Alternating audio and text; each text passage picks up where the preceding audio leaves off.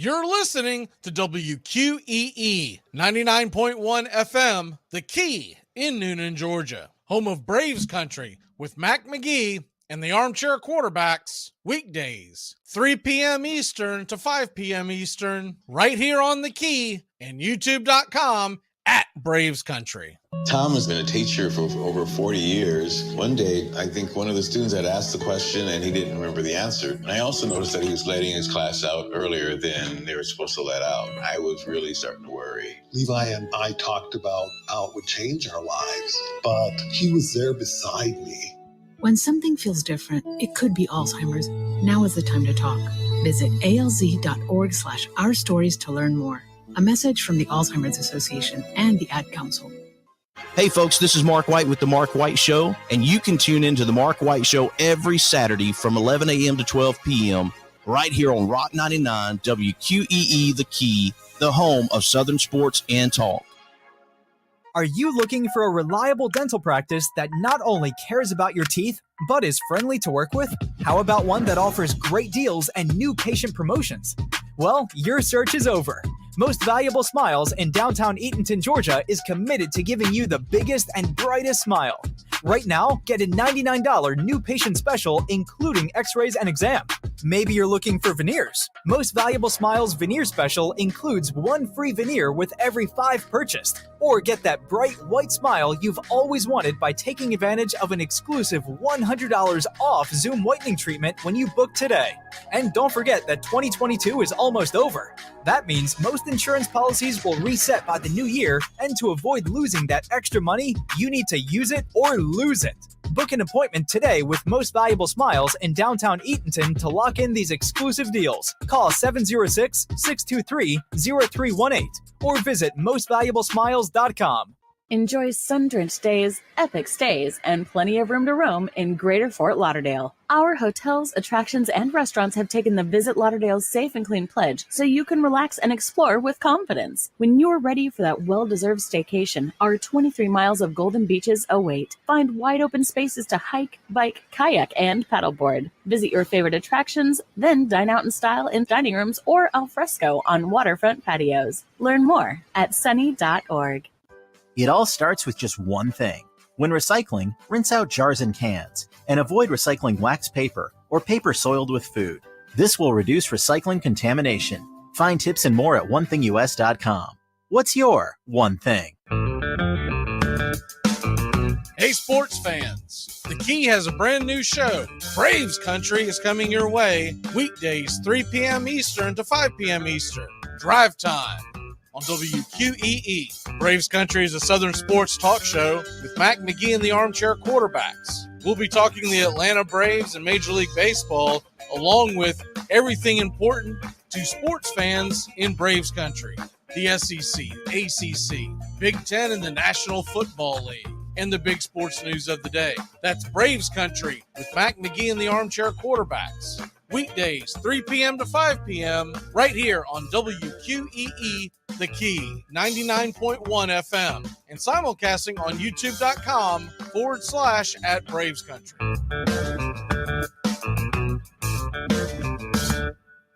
At Shell, we know from the time you get up to the time you wrap up, good night, there's a lot of meetups, eat-ups, and hurry-ups. So come to Shell and get 3 things done at once. Fill up with Shell V-Power Nitro Plus to help keep your engine running like new. Save up with the Fuel Rewards program and never pay full price for gas again. And snack up with in-store rewards to save even more at the pump.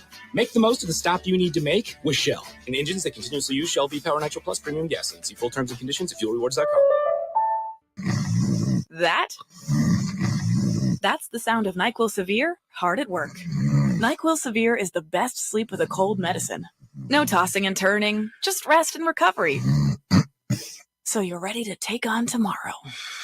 For powerful relief of your worst cold and flu symptoms, try NyQuil Severe. The nighttime sniffling, sneezing, coughing, aching, stuffy head, best sleep with a cold medicine. Use as directed. Keep out of reach of children. Hey Braves fans, thank you for listening to Braves Country Baseball. Hi, I'm Mac McGee, and we are here to bring you play-by-play, pitch-by-pitch of your Atlanta Braves and bringing you spring training and 2 to 3 games a week all season long. Please like and subscribe today. Braves Country Baseball.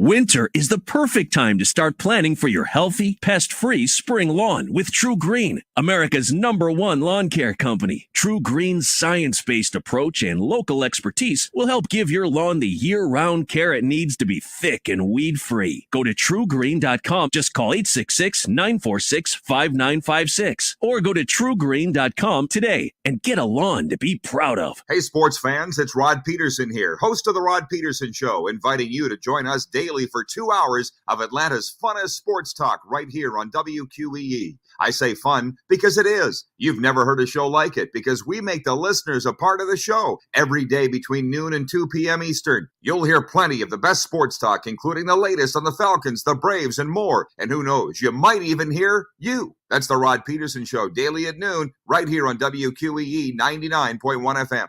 We live in a world now that welcomes and nurtures the screwball in all of us. Hey, it's a new decade, people. Time to get a little nutty. Treat yourself to Screwball Peanut Butter Whiskey, a smooth flavor that combines two of America's favorites, peanut butter and American whiskey. So no more social awkwardness. Time to embrace who you truly are. Get out there and make friends. And be sure it starts with Screwball Peanut Butter Whiskey. It's available nearly everywhere. Learn more at screwballwhiskey.com. Infinium Spirits. Please enjoy responsibly. Hey, sports fans. The Key has a brand new show. Braves Country is coming your way weekdays 3 p.m. Eastern to 5 p.m. Eastern.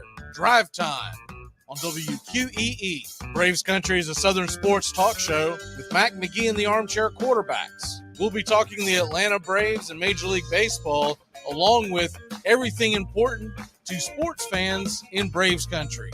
The SEC, ACC, Big Ten, and the National Football League, and the big sports news of the day. That's Braves Country with Mac McGee and the Armchair Quarterbacks. Weekdays, 3 p.m. to 5 p.m. right here on WQEE, The Key, 99.1 FM, and simulcasting on youtube.com/@Braves Country.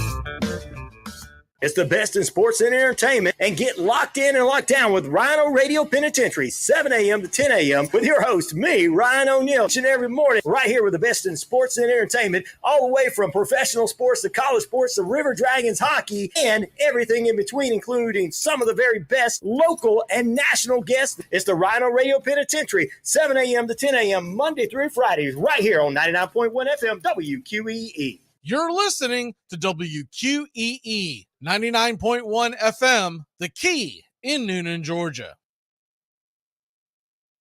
Armchair. You're listening to the Armchair Quarterback Sports Radio, #1 sports station. Good afternoon, and this is your Armchair Quarterbacks Sports Flash. College bowl games get started this week. Friday, UTSA, number 25 in the country, versus Troy, number 24 in Orlando, Florida. Troy is giving up 1.5 points. The over-under is 55.5. And on Saturday, going head-to-head with all those NFL games, college football has 6 bowl games. It all gets started 11 a.m. Eastern, Cincinnati, Louisville, in Boston, Massachusetts. The Cardinals are a 1-point favorite, 2:30 Eastern. The Florida Gators are getting 10 points against the Oregon State Beavers, ranked 14th in the country. Florida will be without Anthony Richardson, as well as backup quarterback Kittner. Jack Miller is expected to start. The over-under is 52.5 in Las Vegas, Nevada. 3:30 Eastern, ABC, Washington State, Fresno State. They're in the LA Bowl. Fresno, 3-point favorite, over-under 54.5. 5:45 Eastern, Rice and Southern Miss. Rice with a losing record, 5-7 against the 6-6 Southern Miss Golden Eagles. Southern Miss, a 6.5-point favorite, over under 46.5. SMU BYU, 7:30 Eastern, ABC. Cougars are 5.5-point dog to the Mustangs, over under 64. In the late night tilt, North Texas, Boise State. Broncos giving up 10.5 points, over under 56.5. That game is in Frisco, Texas, the Frisco Bowl. Here are your NFL lines for Week 15 in the National Football League.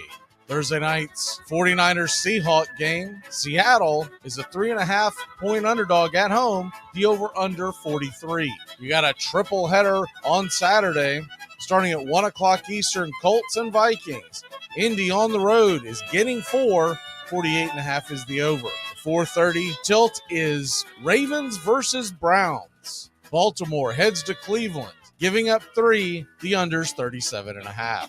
Much anticipated in Buffalo, where the weather is expected to be in the low 30s at kickoff. The Dolphins are getting 7.5. The over-under is 42. Sunday's action, Cowboys-Jaguars. Dallas 4.5 point favorites on the road. Over-under 47.5. Chiefs and Texans. Kansas City, a 2-touchdown favorite on the road. Over-under 49. Eagles-Bears. Philly, 9-point favorites at Chicago. 48.5 is the over. Atlanta Falcons are getting 4 points in New Orleans. The over-under sits at 43. Lions and Jets. Steelers and Panthers at 1 o'clock. 2.5 point favorites are the Panthers at home. Over under 38.5.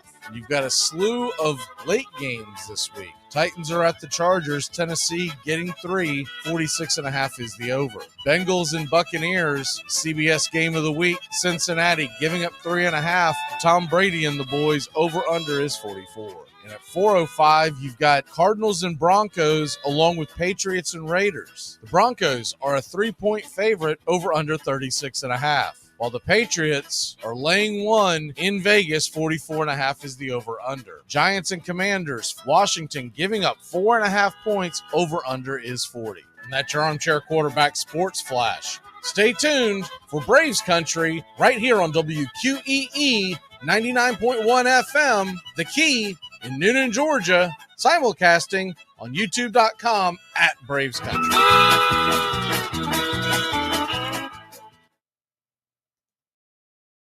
Armchair. There's something kind of about a kid that's never played baseball. We have been hoodwinked, bamboozled, and flat out deceived. Why did you get so drunk? You got drunk.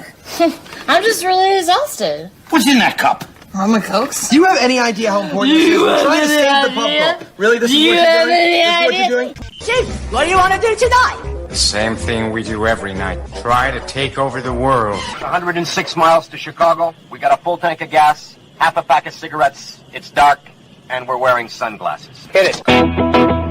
Armchair. YouTube Live. Radio station. The radio station you can call your own. Do you know what listeners like about our station? I like everything. It's always on my radio. We never stop the music, except for now, when I talk.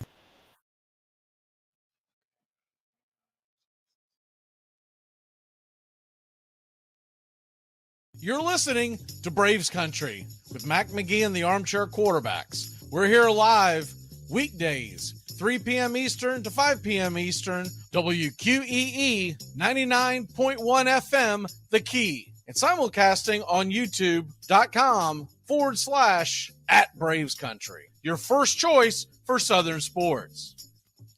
Good afternoon. I'm Mac McGee, and I don't know much, but I know one thing. If I would have known Trent Dilfer was the interim head coach at UAB, I never would have taken the over in the Bahama Bowl. Armchair. Community Access Channel. He's the armchair quarterback. He's full of beer and he's full of snacks. The all-American man. Hey, howdy, hi, and how the hell are you? Welcome to the Braves Country here on Armchair Quarterback Radio and coming to you live on WQEE 99.1 FM on your FM dial. And it is a Facebook Friday. Of course, we're also going on YouTube and Twitch and Twitter. But this is the day that we always go on our Facebook page as well. So we will definitely be talking some Atlanta Braves. If you missed the news that started it all off for the Braves today, they made a minor move. It wasn't anything that's going to absolutely jump out at you and floor you. But even with that being said, they did acquire an infielder, Hoy Park from Boston, in exchange for a player to be named later and cash considerations, and Adrianza. Adrianza is back with the Braves. So those are two minor moves that kind of tells you that they're trying to build depth in the infield, because the handwriting's on the wall. It looks like Dansby Swanson's gone.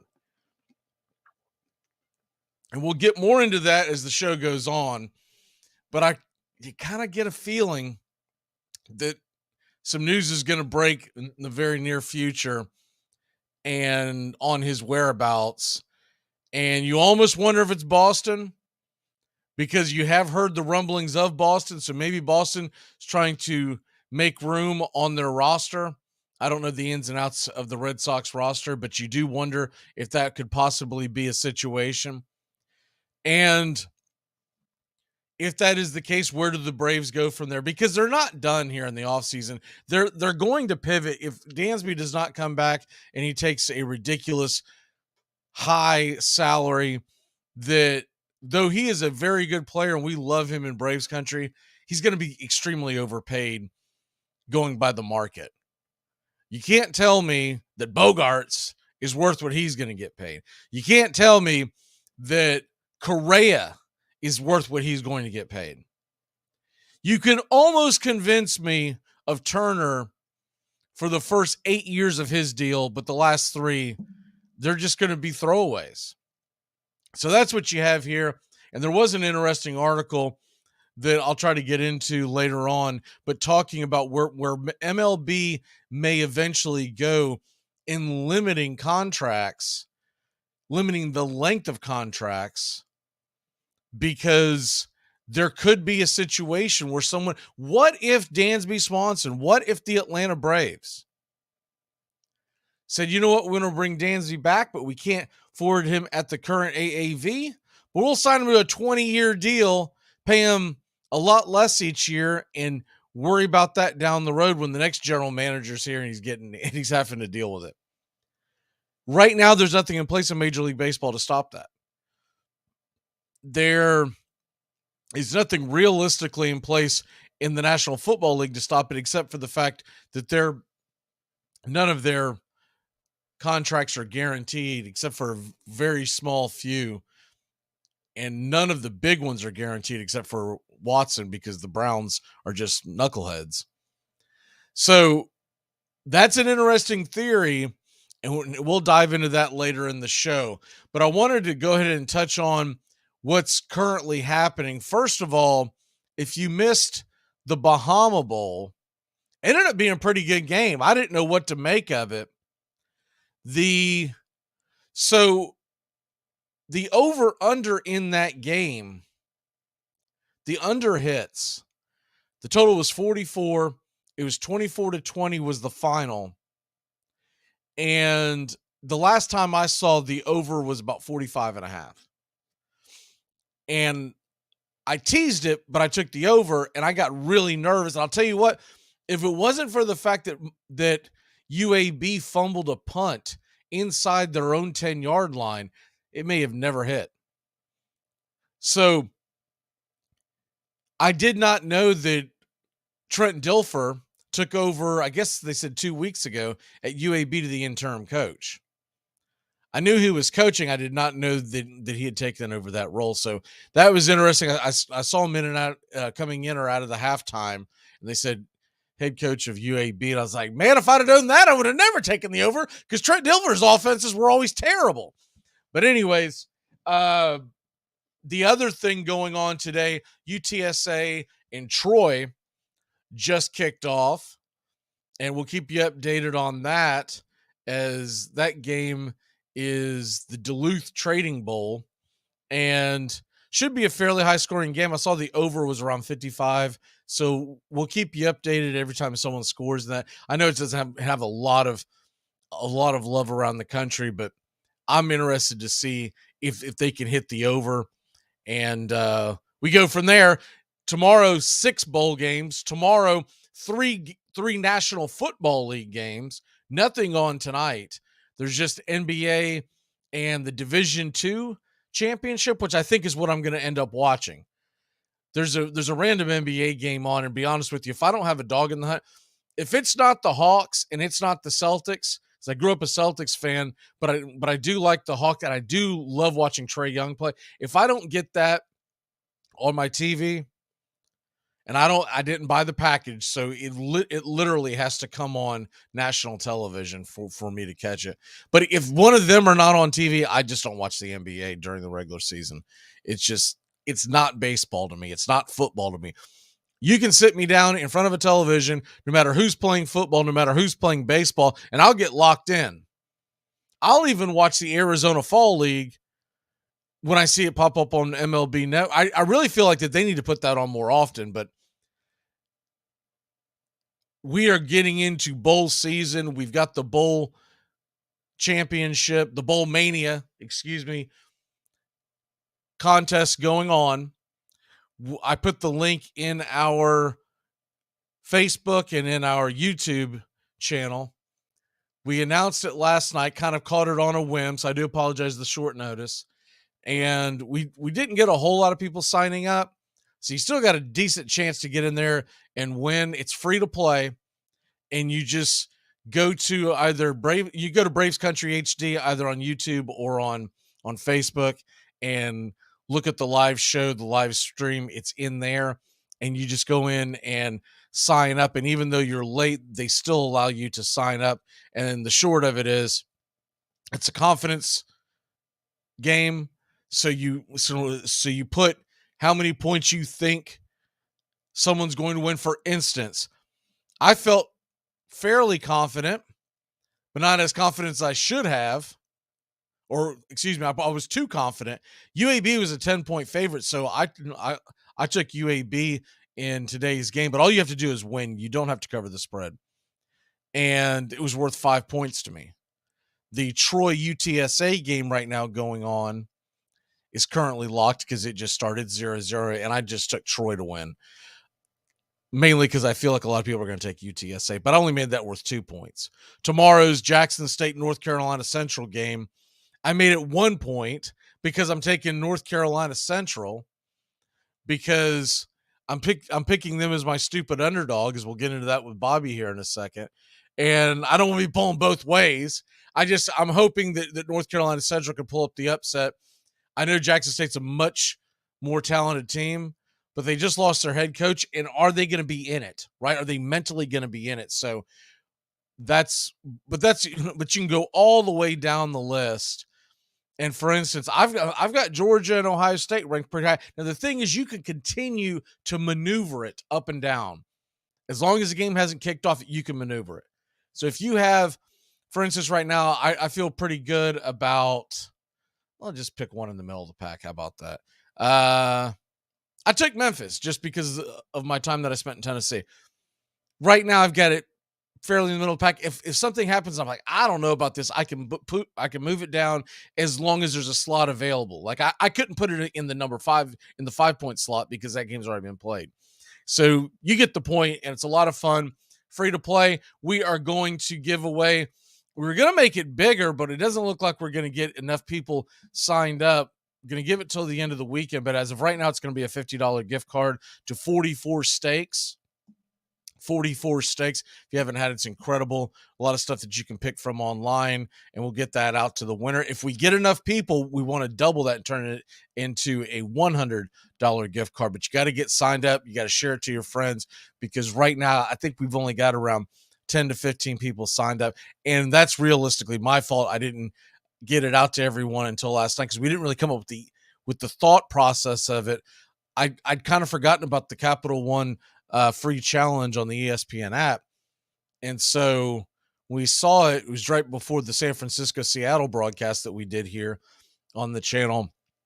We kind of put it together lickety split and doing it while I was doing the broadcast. And then my wife came up with the idea to give away the gift card, for the Steaks, which I think is an incredible idea. But we're getting, if you don't get in on this one, we will do something come Super Bowl season. We're definitely going to get something organized on that. If the Falcons make it to the playoffs, if they find their way into the playoffs, we're going to figure out something on that. So that's where we're at right now. If you want to get in there, sign up. Like I said, Braves Country HD, you can find it either on Facebook, Twitter. I forgot about Twitter, Twitter and YouTube, and just go into, it's probably the easiest to go on Twitter at Braves Country HD and just look at the live show that's streaming right now on Twitter. And I want to make sure that I have pinned it. I have pinned the thread, and we will get that in there on the Twitter at the break. I don't currently have it on the Twitter, but I will get that in on the break. Okay, last night's National Football League game. I mean, wow. Brock Purdy impressed the heck out of me. Brock Purdy, what he showed me was that Brock Purdy most likely can take this team as far as Jimmy Garoppolo can. He had a couple of bad plays, but when you're watching the game, we were doing the game play-by-play last night on YouTube. I have not watched the Niners play for play since he took over. And because last weekend when they played the Bucs, we had already made plans to go somewhere. So I saw it in passing and he looked impressive, but you can't really wrap your head around it until you see it in real time. Last night's game, and I get it, Seattle's defense, is not top tier. But he went into a tough environment, a division foe, clinched the division on their home turf. And Geno Smith looked like the rookie. Now, a lot of that had to do with the fact that there were constant jailbreaks. I mean, constant jailbreaks. As Geno was running for his life. But all in all, I was really impressed by the fact that they could go in there and win in a hostile environment. And they did it in a big way. They did it. Look, the final score is 21-13. It wasn't that close. They scored that late touchdown, that garbage touchdown, and it made you feel like maybe there's a chance, but it was going to take a miracle. They couldn't stop McCaffrey. Run CMC is back, baby. He is absolutely hitting on all cylinders, and they keep him healthy. They're saying Debo could be back by the playoffs. They keep him healthy. Then let's not forget Kittle. There's a George Kittle sighting last night. He had the long touchdown catch, had I believe 93 yards, somewhere in that neighborhood. And the defense led by Bosa is just teeing off on everybody. So all in all, I'm extremely impressed by Purdy. I thought it was interesting that Shanahan said after the game, he's the most poised quarterback at a young age that he's ever coached. He has coached a lot of quarterbacks to a lot of success. I mean, you think of his time back in Washington when he had RG3, who only got his career only went down south because of that knee injury. He never recovered. And then, of course, Kirk Cousins. And Jimmy G is not exactly chopped liver. I know everyone likes to kill him, but Jimmy G is a heck of a quarterback. He's a solid quarterback. If the 49ers decide to move on from him next year and go with Purdy and a Trey Lance type of scenario, Jimmy G will step in somewhere. You already know the usual suspects who try to push the sun back up in the sky as opposed to develop quarterbacks like the Colts. But Jimmy G is a quarterback that can play elsewhere. He'd be a perfect fit in Tennessee. The problem is Tennessee is still stuck under Tannehill's contract. He'd be a good fit in Atlanta, but we'll see what happens, what Ritter does. We're going to get into that game here in a little bit when Desmond Ritter comes a knocking here in just 2 days. He gets his first start in New Orleans. We got to take a quick break. When we come back, Bobby's going to join us, and we're going to be talking football. We're doing the stupid underdog picks this hour. We're doing our locks, that and a lot more. I'm going to talk some bowl games to the NFL weekend. We are loaded with football on a football Friday, a Facebook Friday. Let's get it. We'll be back in just a flash. I mean, it's not easy being me. When I was born, the doctor told my mother I did all I could, but he pulled through anyway. Hey, sports fans, it's Rod Peterson here, host of The Rod Peterson Show, inviting you to join us daily for 2 hours of Atlanta's funnest sports talk right here on WQEE. I say fun because it is. You've never heard a show like it because we make the listeners a part of the show every day between noon and 2 p.m. Eastern. You'll hear plenty of the best sports talk, including the latest on the Falcons, the Braves, and more. And who knows, you might even hear you. That's the Rod Peterson Show, daily at noon, right here on WQEE 99.1 FM. Screen pass to Trayshawn DeAndre on the right side. Touchdown! But wait a second. I think there's a flag on the play. All right, you guys got holding on number 97, right? Yeah, definitely holding. No touchdown. All right, make the call.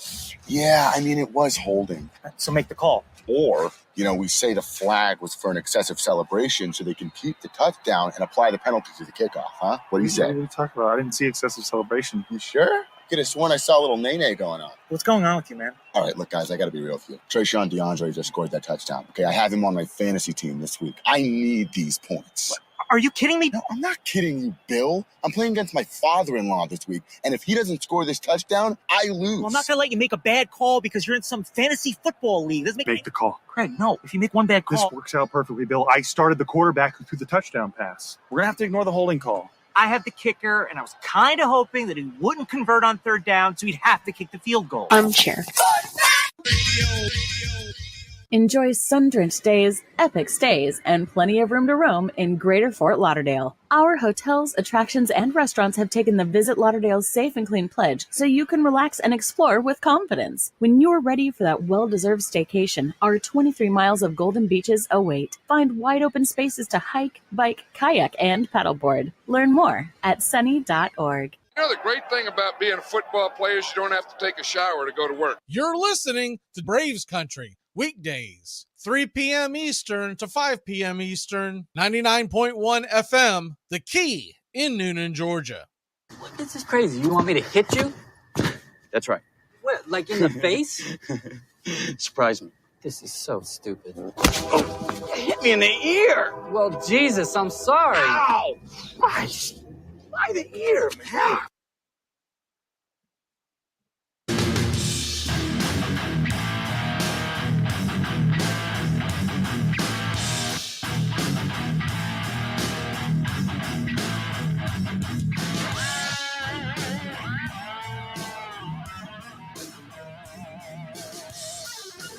Welcome back.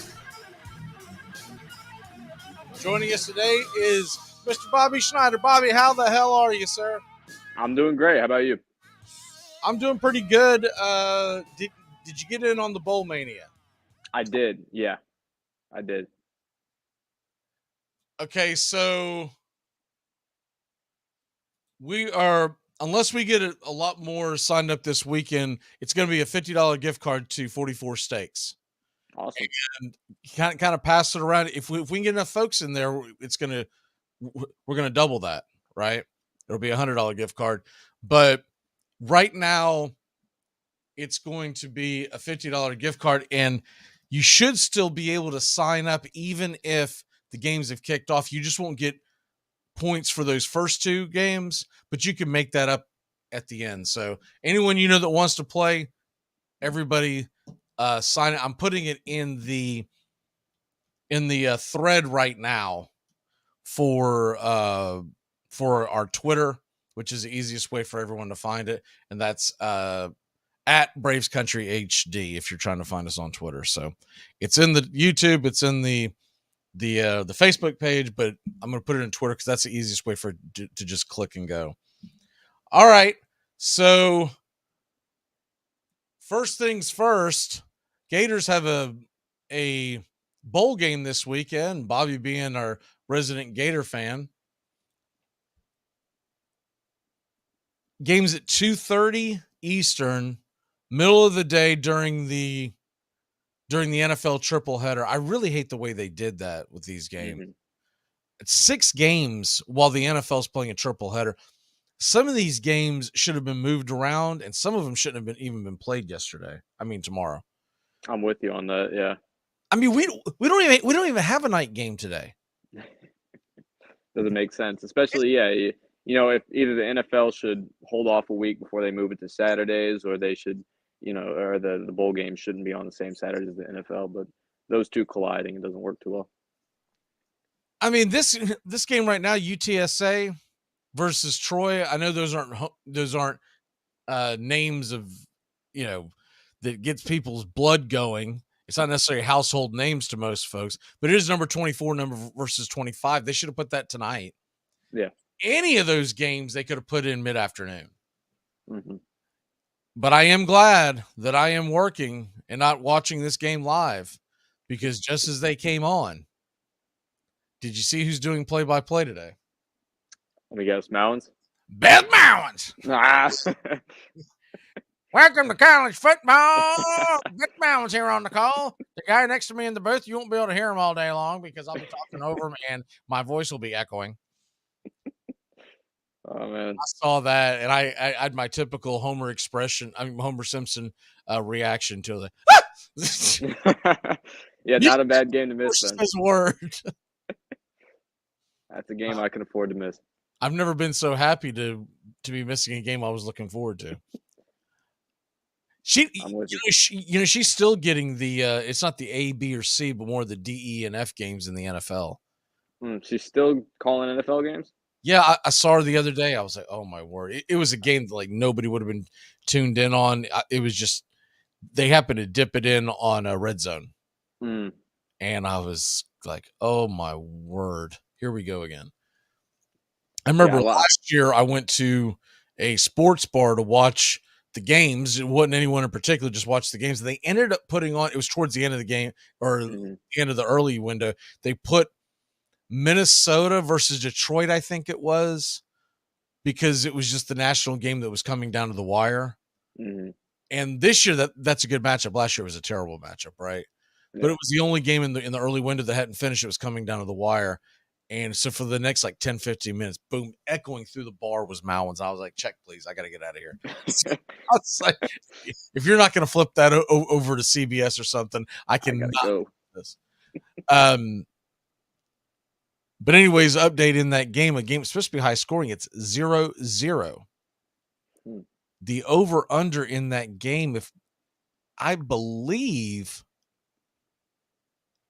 it was around 50 plus. I don't have it in front of me, but it was around 50 plus. Well, UTSA is capable of scoring. I saw it firsthand at the MTSU game. That's what it was. It's 57. That's a high score. Yeah, and UTSA seems to have a good offense. Now, I know their best receiver, Decorian Clark, he tore his ACL towards the end of the year, so he wouldn't be playing. So I guess that could be the reason that their offense is a little bit slower now. Troy puts up a lot of points too, because I looked at both teams and saw that not only do both teams score a lot, but they tend to give up chunk yards as well. And my lock of the day for the BetUS lock, this has nothing to do with what we're going to do in a minute. It was I make a pick for each individual day, right? So I don't do one in the future. Yeah, so I'm on here every day. Mine was Troy needing to score 27.5 or more. And how far are we into that game now? It's later first quarter and it's still scoreless. And I wasn't paying attention, but someone just punted someone into their own 5-yard line. So I'm gonna need some turnovers for field so some people get to cooking. No kidding. I'm actually perfect this week on the locks, which is, there you go. I mean, that is hard to do. Yeah, you'll need a strong final 3 quarters from Troy to get that. And so, but anyways, that Florida game. I think Florida's got a puncher's chance. I really do. I get it that they don't have their quarterback, and I get it they don't have their other quarterback. But every time these SEC teams line up against Pac-12 teams, and even if either one of those quarterbacks could have played, I believe Billy Ball would have been running the ball from sideline to sideline tomorrow, right? Absolutely. And our running back's one of our strong points. If Brock Purdy can go in and impress in front of the 12-man 12th man in Seattle. Jack Miller can hand off and do check down passes in, what is it, Birmingham? I don't. I think it's in Vegas. I think it's in Vegas. The game. That's right. That's right. It is Vegas. They were originally being rumored to one in Birmingham. It is in Vegas. That's right. You're right, because Justin made a joke about that earlier this week. Still, I don't expect a whole lot of folks there. So it's 2:30. Mm-hmm. So it's, what is that, 11:30 local time? I think Vegas during this time of year is Pacific. They might. Yeah, I believe they're Mountain, and I believe this time of year it's 11:30. That's an early kickoff. Yeah, especially for people in Vegas who are out there partying late. Now, I will say I kind of suspect Oregon State will bring some fans. Mm-hmm. They don't get to go to a lot of bowl games, and that's a fun one. You look at the calendar and you go, I've never heard of this bowl. Wait, it's in Vegas. Let's go. Right? Mm-hmm. And that's not that far from Oregon State. That, and they've had a successful season too. I think they're 13th or 14th maybe in the country right now. I believe that we're going to get a decent game there, and that's one of the few games tomorrow, college football wise, that I'm actually planning on watching. Mm-hmm. I want to watch that. The other one it's a 3:30 kickoff, and I want to make sure I've got it right. So let me go into that's another great thing about this bowl mania. It's really easy to maneuver through the app to find the games. Here it is. 3:30, Fresno State, Washington State. I thought it would. All I see it's on ABC. I thought the name of the bowl would be in here, but it's not. I guess because Capital One's got all the money running this application, and they don't want other folks'. But that should be a fun one. And then outside of that, there's not a whole lot to get excited tomorrow. BYU SMU could be interesting. It could be a good game. The problem with that, it kicks off about the same time as the Bills and the Dolphins. That's where all eyes are going to be, including mine. I'd much rather watch that game. Yeah. Even if the weather is going to be ugly in Buffalo, I still want to watch that. Well, you want to watch it even more to see if Miami True. can hold up. see if Tua even gets off the plane. If it's snowing sideways, he might be like, I'm good, man. I'm out. I'll see y'all back in Miami. I know Mike McDaniel, he's ready for it because he's been wearing that shirt. I wish it were colder. So we'll see if that holds true. We'll see if the Dolphins can hang in there. He is a unique fellow, isn't he? I like him. I really like him. Yeah, he's very likable. He's just going to have to win. But outside of that, he's very likable to me because if for folks who haven't seen what he does, just start paying attention to Mike McDaniel, and you'll start seeing it pop up on social media, and even, eventually ESPN and NFL are going to wake up and start showing more of his clips. Oh, yeah. Yeah, because they'll go viral easy. Goofy. Did you see the one the other day where he's walking through all the guys stretching? It was a practice. It wasn't a game. And there was some song on. I don't know what the song was. And he was getting down to it as he was whistling to it or whatever. And he walks by one of the players. And of course they're all younger. And I guess it was an R&B, rap song. And the younger player looked up at him almost like, how do you know this song? And he said something to the effect of, I can get down. And he's just so goofy. It's like, man, I feel like he's the one coach of the National Football League that if they started drug testing them, he would be ineligible for a lot of games. That makes sense. He's a younger guy too. But I tell you what, he's great at scheming. I loved him in San Francisco. I loved what he did with Debo in his last year in San Francisco because he was the run game coordinator there. And you know how their run game is. It's the focal point of their offenses typically. So creative. So I loved him. Yeah, he's very creative, and he knows how to get the ball in his playmaker's hands. So he's been one of my favorite coaching candidates before. I'll say this. The Tennessee Titans need to go out and get anybody who has worked on that San Francisco running game staff and add them to their offense this offseason. Mm-hmm. I don't care if it's a dude carrying the clipboard. Kind of like that movie Moneyball. Remember when Brad Pitt was out there visiting? He's is Cleveland, right? And have you seen the movie? I haven't. No. Okay, well, you need to watch it. It's one of the best sports movies ever. But it's based on the true story of how the Oakland A's built a very good team in the early 2000s with no money. And he's over there visiting Cleveland, and they've got a board meeting, and they're just talking to Brad Pitt's character, who's Billy Bean. And Billy Bean, of course, we know now, is now a legend. But at the time was still, trying to figure out how to win with no money. And he goes to Cleveland, and he notices in the room, even though he's talking to the general manager and the assistant general manager and all the higher ups, there's this young kid, and it's Jonah Hill playing the character, but there's this young, doughy kid over in the corner. And every time a player's brought up, the names that are supposed to be running the show lean over and whisper into his ear, what do you think about this? And he makes the decision on it. And so basically after the meeting's over, Brad Pitt catches him out in his little cubicle, and he basically says, "Who are you?" And he's like, "I'm nobody." He goes, "I don't believe that." Long story short, little later on that day, he calls him. I don't remember that conversation, but basically he said, "Pack your bags. I just made a trade for you. You're my new assistant general manager." And he was just like a kid. I mean, it could have been you, right? Like, he was that young, and he was just like, "Wait, what?"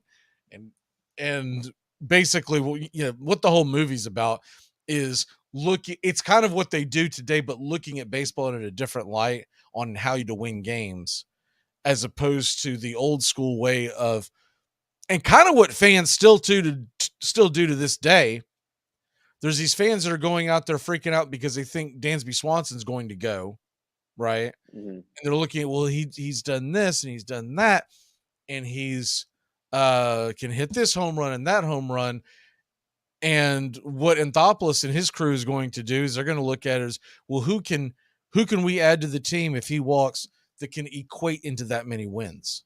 And that's essentially what they did with Atlanta's catcher that they just got in the trade. And everyone's freaking out. I'm a big fan of William Contreras. I'm going to miss him, because you see what he does at the plate and he hits the ball out of the building. But it's the little things, the framing, all the little things. When it's all said and done, the WAR is what most of these GMs pay attention to. And the WAR for the new kid that they brought in, Sean Murphy, is through the roof. And they figure they can put him there and make up for the loss of Dansby Swanson and still equate it into as many wins. But anyways, enough about baseball movie and all the, peeling back the onion and everything. I was just, the whole situation of it, that movie reminds me every time I see Mike McDaniel. It's like everybody else is, along with Shanahan and that entire tree, when it comes to the running game, everybody else is playing checkers, and they're playing like 3D chess. Yes. Right. They're finding ways, and they really take it back to the old school of finding misdirections, finding angles. This is stuff that they were doing pre Vince Lombardi days, but it kind of got lost with the forward pass. We got to take a quick break. When we come back, we're going to get our locks, and we're going to get our stupid underdog picks. We'll be back here in a flash, and we're going to make the predictions on the Gator Beaver Bowl game. Say that 3 times fast. We'll be back in a flash here on Braves Country and WQEE Atlanta. Try to stop smoking. That's a beauty, huh? Well, with cigarettes, my wife and I, we made a deal, my wife and I. We only smoke after sex. I got the same pack now since 1975. What bothers me is my wife. She's up to 3 packs a day. We're down to 1 strike here. It's 0-2. Gurriel, the last hope for the Houston Astros. And here's the 0-2 pitch. Swung on, bounced over to Dansby. Dansby fires it over to first. And here comes the dog pile. Fire the cannons in the battery. Do the chop, baby! All throughout Braves country, pop that top! Your Atlanta Braves have won it all! Armchair. You'll do anything to stay healthy. So isn't it time to think about your water? Aquasana water filters remove contaminants other filters don't, like lead, bacteria, viruses, and pesticides, up to 99% of 88 contaminants, while leaving vital minerals you need like potassium, calcium, and magnesium. Visit waterfilter.com now for pure, delicious water and the ultimate peace of mind. Aquasana, better water, better you. It's the best in sports and entertainment, and get locked in and locked down with Rhino Radio Penitentiary, 7 a.m. to 10 a.m. with your host, me, Ryan O'Neill, each and every morning, right here with the best in sports and entertainment, all the way from professional sports to college sports to River Dragons hockey and everything in between, including some of the very best local and national guests. It's the Rhino Radio Penitentiary, 7 a.m. to 10 a.m. Monday through Friday, right here on 99.1 FM WQEE. Your true friends are the people in your life that totally get your inside jokes, your unique style, most important, what you want to eat. Taco Bell knows that when you get together with your real friends, it doesn't matter what you're doing, but hey, it might as well be something that everybody can get into, like the Taco and Burrito Cravings Pack with 4 crunchy tacos and 4 beefy 5-layer burritos. So even if you're all sitting around doing absolutely nothing, you know you'll still have a good time. It's Taco Bell's Taco and Burrito Cravings Pack. Get it for the friends that get it. You're listening to WQEE, the Key in Noonan, Georgia, home of Braves Country, weekdays, 3 p.m. Eastern to 5 p.m. Eastern, right here on the Key and YouTube.com at Braves Country. It's not whether you win or lose. It's like the team that wins is the one that has the most fun. You know, that crap like that. You know, all this stuff that's contaminated America where they give every kid a trophy and they don't keep score in Little League anymore. He's the armchair quarterback. He's full of beer and he's full of snacks. The all-American man. Welcome back. Riding shotgun here with you, heading towards the 5 o'clock hour where Farrell Coast to Coast will take over and you get your weekend started. Of course, make sure to check out Ryan on Radio on Mondays, 7 a.m. to 10 a.m. here on the Key, 99.1 FM. From 12 to 2, it's the Rod Peterson Show. Then you got Sports Beat from 2 to 3 every weekday. And then we take over 3 to 5, Braves Country by Armchair Quarterback Radio. And we are going live also if you're out of the area and you can't catch us every day. We're on YouTube, Facebook, Twitter. We're also on Twitch. I haven't quite figured out Twitch. I think I'm gonna have to get Bobby's help on that, but we are going live on there. But just look up Braves Country HD wherever you stream. Okay. Bobby, I'm interested to see where you look. Hold on. Make sure I get our book out. Several weeks ago, I took 2 people's bets down as the same. First of all, let me share that. I think this is worth sharing. I finally put together all the bets that we've done along with Justin's. I didn't think about that the other day, and someone brought that up. They said, y'all have made more bets than that. What about the 6-packs that you and Justin do every week? So we put all that together, and this is updated. This is to date. How about that? Nice. Let me get this. There we go. How about that? 61, 32, and 2 on the year. I haven't calculated that yet, but it doesn't suck. That's a high 60%. I mean, that's right at 66%, somewhere in that neighborhood. And we've been on a bit of a heater. Like I said, I'm undefeated this week. It's not looking good for this pick. Not looking for the good for this pick at all. Solid week overall, though. Troy and UTSA have just started the second quarter. I took Troy to score more than 27.5 points. It's 2-0. Who got the 2? Who got the safety? UTSA. Oh. I saw the safety happen as we were coming out of one of our breaks. I believe it was a snap, a fumbled punt snap that went out the back of the end zone. But I'm hard time keeping these two teams separate. I think that's Troy with the ball, and whoever it is, they are inside the 10-yard line. There you go. No, I'm sorry. That's UTSA. Okay. So Troy's wearing the dark uniforms. UTSA is wearing the light uniforms.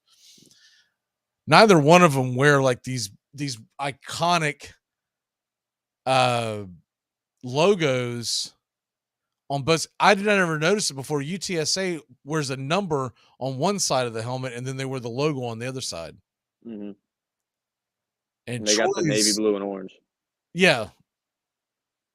It's almost a purple. I think it's a purple and orange. But anyways, they are driving and trying to go up. I mean, they're right outside the goal line here. Just got another first down. So it's first and goal around the 1. So hopefully the score starts climbing. I might have to start pulling for overtime here. Jeez. Oh, mercy. Okay. By the way, this does nothing for my actual pick of Troy scoring points. They're still being shut out. Okay. So other than that, though, we're doing pretty good. And I knew I was opening up myself for something when I agreed to do picks every day, because I'm like, man, when you have one lock a week, you can kind of study it and you can kind of, but when you're doing one every day, I mean, I'm over there taking NBA games and whatnot, and I mean, this can be a crapshoot. Mm-hmm. You make your NBA pick at 3:00 in the afternoon and 8:00 in the afternoon or in the evening. All of a sudden, you get alerts that 9 guys aren't playing tonight. Yep, load management. It's a load of something, all right. Okay, the stupid underdog so far.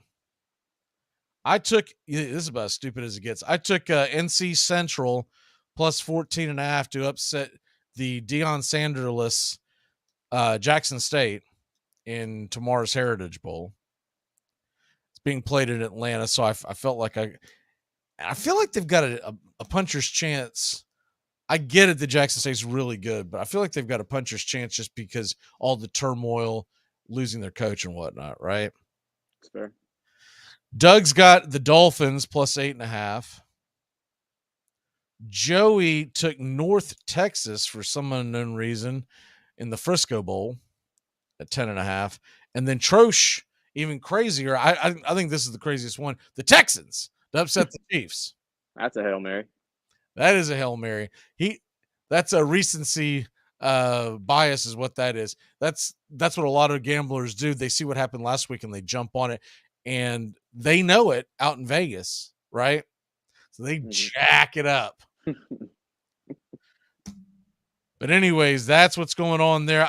If you think about it, last week the Texans were a 17-point underdog to the Cowboys. They are now just a 14-point underdog to the Chiefs. That number should have went the other direction. Yeah, the only disagreement I have with that is that the Chiefs tend to let teams back in games like they did last week against the Broncos. They should have ran away with it. But I mean, I feel like a lot of NFL teams do that. That's why you never get high numbers. The thing with the Cowboys, though, that we've seen this year is on a couple occasions, they'll just run up the score and it'll be a blowout. I mean, it'll be a 30-point win. They did it to the Colts. There was another game they did. I can't think of it off the top of my head, but there's been instances where they've just taken the top off the game. Well, let me put it this way. I hope that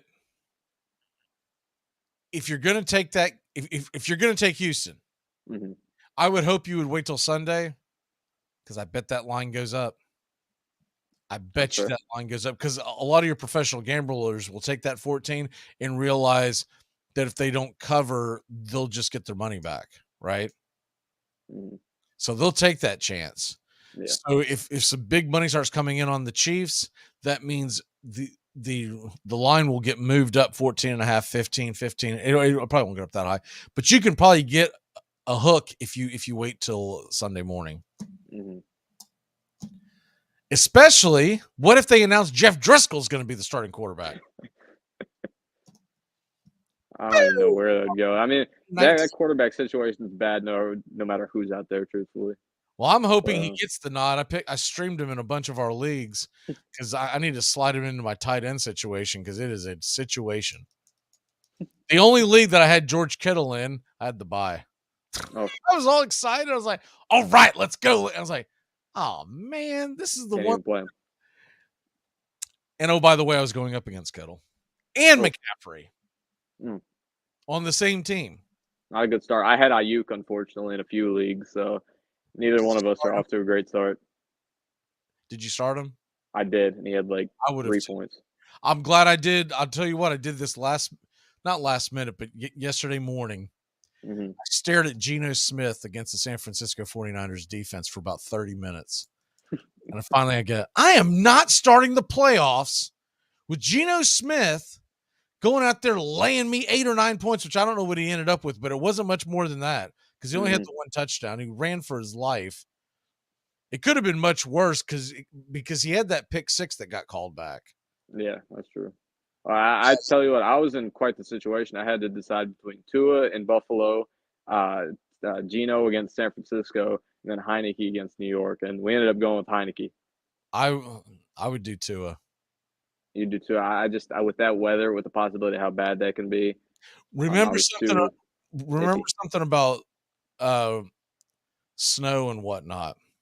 Mm-hmm. It usually is more difficult for the defense than it is the offense because the wide receiver knows where he's about to cut. Mm-hmm. The defensive back does not know where he's about to cut, and so that's where you normally get the slips. Yeah. Well, on the bright side, I still got some time to decide, so it's not finalized yet. I'm just looking at game script, and I see why you might go with Heineke, but if it's me, it's Tua. If I'm playing you, then please put Heineke in. But, it's not in the Yahoo leagues. Don't worry. That helped me out here. That would just be my take on it. That's fair. Game script. I would be concerned that Washington gets out to not a comfortable lead, but a lead on the Giants, and they try to lean on, which they did in the first game, lean on Brian Robinson in the run game, and then you're sitting there cursing the screen because I'm not necessarily think he's going to go off. I just think he's a safer play. I also go by this too. When you hit the playoffs, dance with the girl that brought you there. And I seriously doubt you were starting Heineke a bunch of weeks in whatever league you're in. He's only started once for us, and that was when we had a bunch of guys on bye. If you made the playoffs, Tua was your quarterback most weeks, wasn't he? Yep. Yeah. So that's where, as they say, don't get too cute. But I got cute, and I'm glad I did it. So I told you I dropped Geno because of the disaster that I felt like was on the way. I replaced him with Deshaun Watson. Let's go. Oh, boy. I was just like, here we go, man. I gave him a chance that first week he came back. I threw him in one of my lineups where I was already comfortably in the playoffs. I was like, all right, let's just see how this goes. Yeah. And he hasn't started since, and I don't know if he will. He was okay last week, though. And what was funny he had like 17. What was funny is that I looked at the I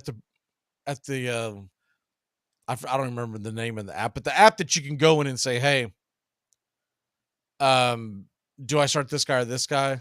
And their quote unquote experts vote on it. Because it's all predetermined, right? It comes down to how they have them ranked. And 86% said start Geno Smith over Deshaun. I talked about this yesterday.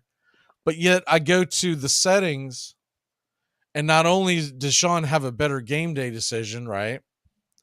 But he was projected for like 2 or 3 more points. Oh, what are we talking about here? Like, why? No. And I'm so glad I steered clear of him. Yeah. Because Geno, that San Francisco defense is real, and we're getting closer to the playoffs, and this is when the really good teams start hitting their stride. Not only that, and the 49ers had a chance to clinch last night, and they did. And they wanted that. Right. And if you watch that game, Bosa looked like he was shot out of a cannon. Yeah, he's scary. Play. Fred Warner, Nick Bosa, that whole defense is just terrifying. We were doing the call, and I swear it felt like about every 4th or 5th play, I was yelling out, sacked! All right, who's your stupid underdog pick this week? My stupid underdog. We had actually touched on this game just a few minutes ago, but I'm going to go with Giants plus 4.5 versus the Commanders. I think this is their chance to bounce back. They're still holding on to that playoff spot, I believe, or maybe just on the bubble. But either way, they're fighting. They're going to have to play well down the stretch to get in, and this is a pretty big game, especially since the Commanders are also right on the bubble. So I got Giants plus 4.5 here. Okay. Well, I can't believe this, but now I'm pulling for Washington to win because I have a puncher's chance of catching you. I better win this one then, yeah, because I'm starting to slip a little bit. I'm 8.5 points back now. Doug is 15 back of you. He's falling behind bad. Wow. He's just little by little. The game he's picking is not covering the spread, so he's been negative. And then Tones, he's 30 behind. I mean, yeah, right. There's only two more weeks left, and then we're gonna start a new one for the playoff season. So we'll get Justin involved in that one too. Okay. Real quick before we have to run to break. Florida, Oregon State, 2:30 tomorrow. That line, by the way, has gone down 2 points since the beginning of the week. It's Oregon State minus 8.5 now. It was 10.5. Surprised it was that high. It was off the reaction of both quarterbacks leaving. That's fair. So what do you say? The over-under's 53. I think Florida's got a chance of covering the spread. If I was, I'm not touching, but if I was touching it, I would take Florida plus the 8.5 and would think that they could stay in that mark. I wouldn't want it to go much lower than this because it does make me a little nervous. Oregon State does have a good offense. Mm-hmm. I'm going to say Oregon State wins, but not by much. Well, I'm going to call it. See, I figure it's going to be lower scoring because I think Florida's going to take the air out of the ball. The under appeals to me big time. I'll say Oregon State 26-20. That's actually pretty close to my prediction. I got 28-24 Oregon State. I think Florida keeps it close, and I think the game stays under the line.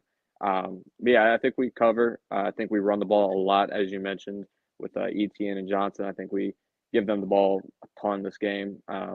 And I don't know if it'll be enough to win, but I think we'll keep it close, and the spread indicates. One more game before we head to break. Let me get this off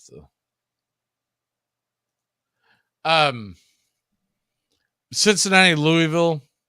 The over and under is now down to 39. I took the over on it because I just look at it as hopefully these two teams can just, I know they're in disarray because neither one of them have their head coaches for the game.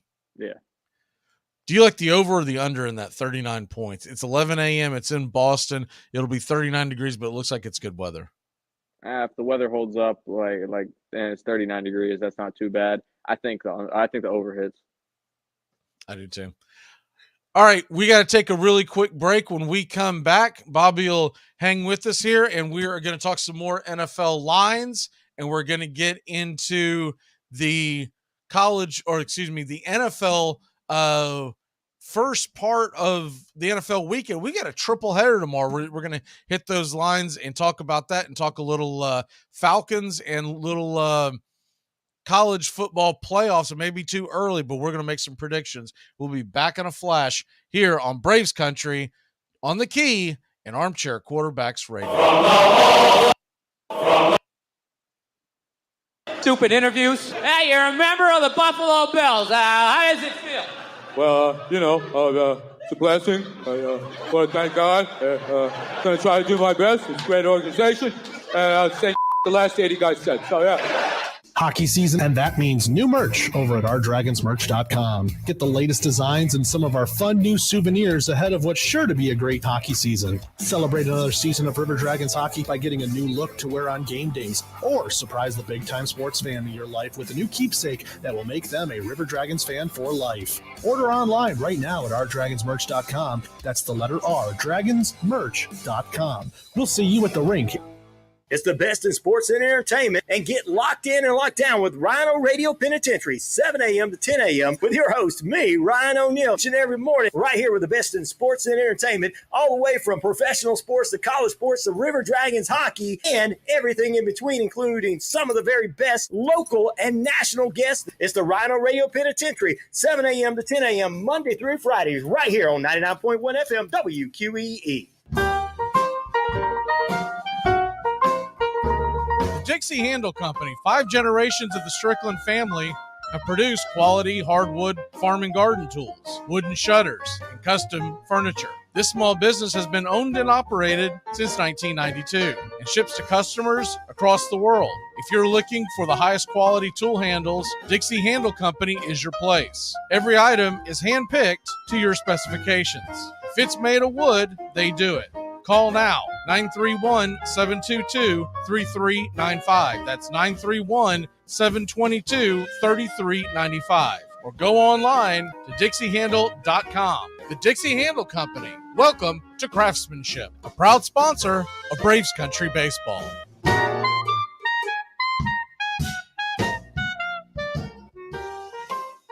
Welcome back to Braves Country. Mac McGee and the Armchair Quarterbacks.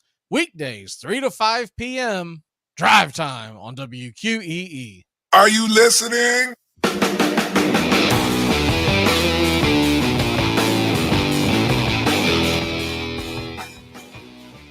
Welcome back.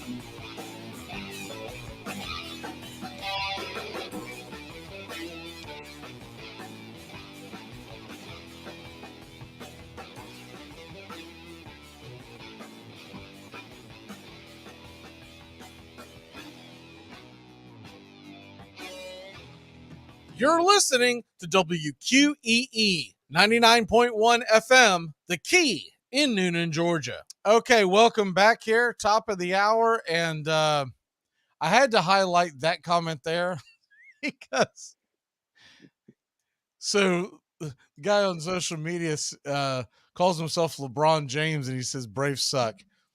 The fact that you would pick LeBron James to represent you, you get the suck of the week, buddy. I can tell you that right now, man.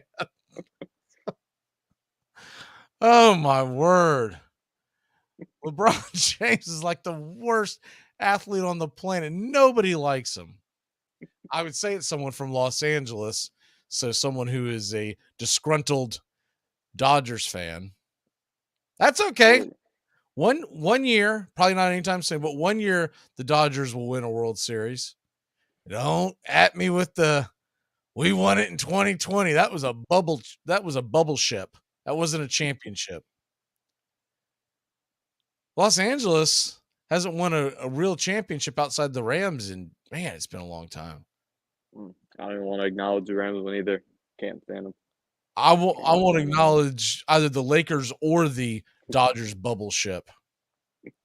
So to me, LeBron still hasn't won. He hasn't won an NBA title in Los Angeles. He won an AAU tournament in Orlando with no fans. That's what he won. People have to keep reminding me who they played. Nobody even watched it. That's one of those, if a tree falls in the woods, did it happen kind of thing. I think they won it, but I can't tell you. I didn't watch it. Yeah, that wasn't a great season. It was a very fun playoffs. If I had to give one or the other the nod, it would be the Dodgers, because at least they did play in front of some fans, but they didn't have to go on the road. And to me, winning the World Series, winning the NBA title, winning the Super Bowl, winning anything comes down to having to go on the road, having to be in front of fans. Even the 2020 Bucks, at least there were fans in the stands. Remember when they had to go in and beat? Now it wasn't sold out, but remember that they had to go in and beat Green Bay in Green Bay. That to me kind of legitimizes what they did. But if you go back, if you remember the NL semifinals, the NLDS round, when the Padres and Dodgers played in California, there were no fans in the stands at all. So many restrictions out there. Yeah. So, and then they moved everyone over to Texas. The Braves didn't get a chance to play in their home stadium in the NLDS because they put that in Texas. And the Braves were actually letting fans in the stadium. At that point, they were over half full. Anyways, garbage. Straight garbage. But I had to put that up there because it made me laugh because I'm like, man, anyone that would what if you pretend to be LeBron James, you suck.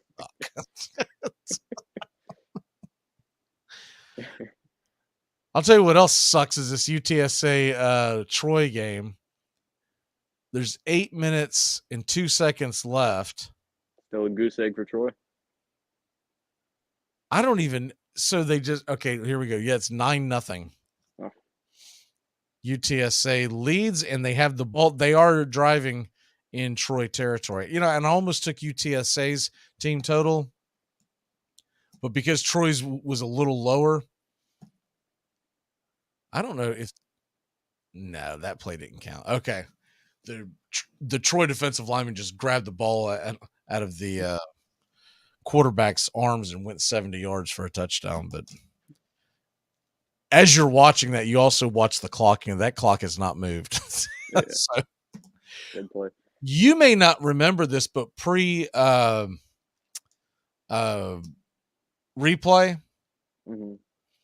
especially in college football, if you do that in the 80s, the 90s, the early 2000s, you rip a ball out of someone's arm and you run it all the way down because you want to make sure if the replay comes back, right, that you get credited for the touchdown.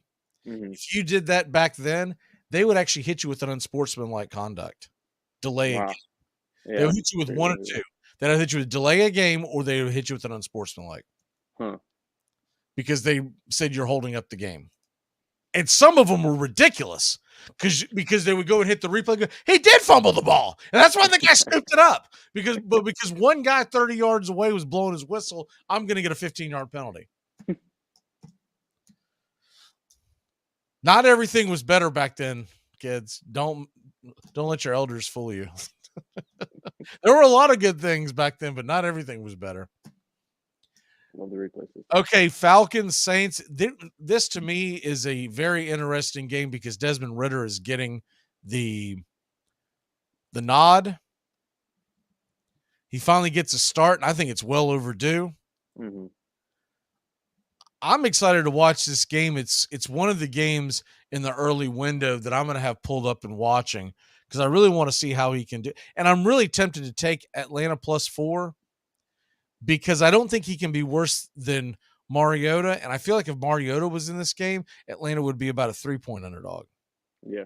I mean, who is Andy Dalton in the Saints to be a 4-point favorite against anybody? I don't know. I don't know how Dalton has hung on to that starting job for so long because he hasn't been a big step up from Jameis, to be honest. No. It's confusing. I guess they're just I can't even say they're going all in on the tank because they don't have their first-round pick. So I'm not sure what the idea there is. UTSA just made it 12-0 in that snore fest. They lined up for the field goal. They panned it into panned the camera in the end zone. There's not a soul back there. Not one. I picked UTSA in that challenge thing, so I guess I'm looking good so far. Well, I'm like, whoever you do have in the stadium, make sure they at least sit in the end zone, or show a different view of the field goal kick, maybe behind the goalpost as opposed to in front of the goalpost. I mean, it looked like USFL football this past spring. Now I feel like there's fans on the sides, but there's nobody in the end zone. Speaking of 2020, they need to put some cardboard fans back. Yeah, I really like the Falcons +4. Give me your lock of the week. My lock of the week. I guess I don't know if they're taking yet, but I'm going Vikings -3.5 against the Colts. The Colts, frankly, aren't good, and the Vikings, they're coming off a bad divisional loss. Not that the Lions are bad, but it was a game that I think they should have won, and I think they're going to win pretty handily tomorrow. So you're going to take the Vikings -3.5. I'm not showing anyone who has taken that. So perfect. And oh man, I've gone round and round and round on this. I really like the Giants +4.5, but now that you took it as your stupid underdog pick, I'm like, man, I thought you were going to. I was actually leaving the Gators for you. I thought you were going to take the Gators. So I'm going to pivot and see. Do they have the team totals for this yet? Is it just not? No, I'm not seeing the team totals. I would have liked to have seen what I'll tell you the over that I'm really interested. What about that Philadelphia Bears game? Over 48.5, and I know that's big in the NFL. Man, those are two electric quarterbacks. No kidding. They can both run the ball. That'll be fun to watch. I already took in my second. I don't want to double down on what I took in my 6-pack, so let me go grab one that has not been taken yet with the 6-pack or anything else. So let me go. I've been talking about it all week. Give me the Falcons +4. I know that's a bit of a homer pick, but if Desmond Ridder can't do better than what Mariota has done, I'll be shocked. Yeah. I know it's a lot to expect a rookie to go out there. What about the news that it's still -1. The line flipped. Lions Jets. Yesterday it was -1 Jets, and now it's +1 Jets after the news that Mike White has been ruled out. If y'all missed that, he's been ruled out. Zach Wilson's going to get the nod. He's back, unfortunately for Jets fans. I think the Lions win this one. I not only just because Zach Wilson's out, I think they're just a better team right now, and I think they're playing really good football. And they know they're right on the brink of being a playoff team, which would exceed all expectations for this season. So it's a big game for them. I think they'll win. It's a big game for both sides because both the Lions and the Jets are right there in I think they're both in the 8 seed right now in the playoffs. And the Jets have a big 4 days coming up because they're going to be at home against the Lions and at home against the Jaguars on Thursday Night Football next week. And just a couple weeks ago, you'd have thought that's 2 W's for the Jets, but now it could be 2 L's. Yeah. Well, I think the thing that separates these two teams right now is that the Jets are coming off of losing their quarterback and a bad loss. Not a bad loss, but just a demoralizing loss against a division rival. And the Vikings are the opposite, or the Lions are the opposite, sorry. They just beat the Vikings, and, they seem to be in good shape right now. So I think they'll go out there and win. College football playoffs. Do want to hit these numbers real quick, just because we haven't really talked about it all week, and we're only a couple of weeks away. But it's really one of those things that you kind of wait until it hits you. But next week's going to be filled with so much Christmas stuff that we do and a lot of fun stuff like that it's going to be hard to get, especially with the NFL doing all their games on Christmas Eve. It's going to be hard to squeeze in college football. And you're going to have so many bowl games going on. It's going to be hard to squeeze in stuff ahead of time. Mm-hmm. So I did want to hit these lines real quick because the college football playoffs, it's pretty interesting to me that the Bulldogs, Georgia Bulldogs, who I think are going to manhandle Ohio State, I really would be shocked if anything else happens in that situation. But they are sitting now. This is the first time I've seen it move in days. Georgia's now a 7-point favorite. It's been 6.5 for first 2 weeks. So now a 7-point favorite. And TCU is now just a plus 7.5 favorite. Or underdog, excuse me. So Michigan's minus 7.5. Georgia's minus 7. If you had to choose and you had to take one of them, are you more likely to pick the upset of TCU over Michigan or Ohio State over Georgia? Because the lines are about the same. I think Ohio State's a better team than TCU, but they're a different animal. I mean, that's in my mind the clear-cut best team in college football. So I would say TCU probably has a better chance at an upset. I would too, and I wouldn't be too scared to take TCU in the points. It's shocking to me that those lines are that close. Mm-hmm. And I get it that the perception is Ohio State's a better team. They're not a better team than Michigan. No. Michigan blew their doors off in the horseshoe. Mm-hmm. So, you can't even go with that excuse. Well, they were on the road. Well, the weather was bad. Well, the sun was in their eyes. No, it was a perfect day for football. They were at home. They were trailing by 4 at the half. If I remember correctly, I believe it was 24-20.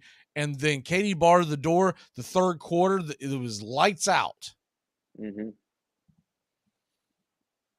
It would be fun for both fan bases. I still think there would be some national appeal if Michigan and Ohio State met for the national championship, right? I still think it's going to be Georgia and Michigan. And the question with that will be, is it if Georgia comes in and plays Michigan, will it be any closer than it was last year? Because if you remember that semifinal game, Michigan, Georgia absolutely spanked them. Yeah. Yeah, man, I can't bet against Georgia at all. I mean, they're just so dominant. They look as dominant as they You're were a Gator last year. fan, so that makes you not a Georgia fan, but I just don't see any of these teams in their way. You could draw a picture to me to where I could maybe see Michigan pulling off an upset, but they would have to play a perfect football game, and honestly, Georgia would have to come in and play sloppy. They'd have to turn the ball over a lot. They'd have to turn over the ball over a lot. There have to be like goofy things happen where like your free safety slips and falls, and that creates a wide open touchdown. Yeah, I'm thinking special teams would have to come into play. I just don't like that. TCU has got a puncher's chance because it seems like every single game, their quarterback Duggan finds a way to get him back in, fight his way into the game, into a win. I know he lost to Kansas State in the Big 12 championship game, but it was by a half yard. And I think he got in. I think I saw that running back looked like he got the ball over the goal line, but not a ref to decide. Right. Any other games jumping out at you as we go into this weekend? I'll tell you what, give me quick lines on. You obviously already took Minnesota to cover. So Baltimore, Cleveland, the line is 3. Who you taking? I'm taking Baltimore to cover. I think Tyler Huntley. I believe Tyler Huntley is back this week. There's no indication that he's going to miss. They've already. Well, that's the rumor. I'll just put it that way. Yeah, assuming, and it looked like that's where it was heading. Yeah, assuming Huntley's a go, I think he's serviceable enough to get the job done for Baltimore.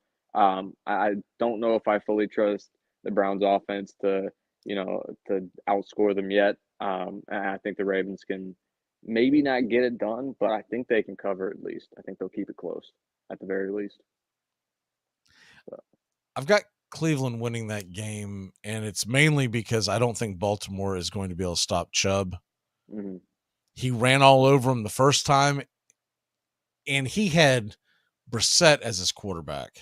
Yeah. They look a little more dangerous. I know Watson still has a lot of rust. It won't be till next year till Deshaun Watson looks like Deshaun Watson.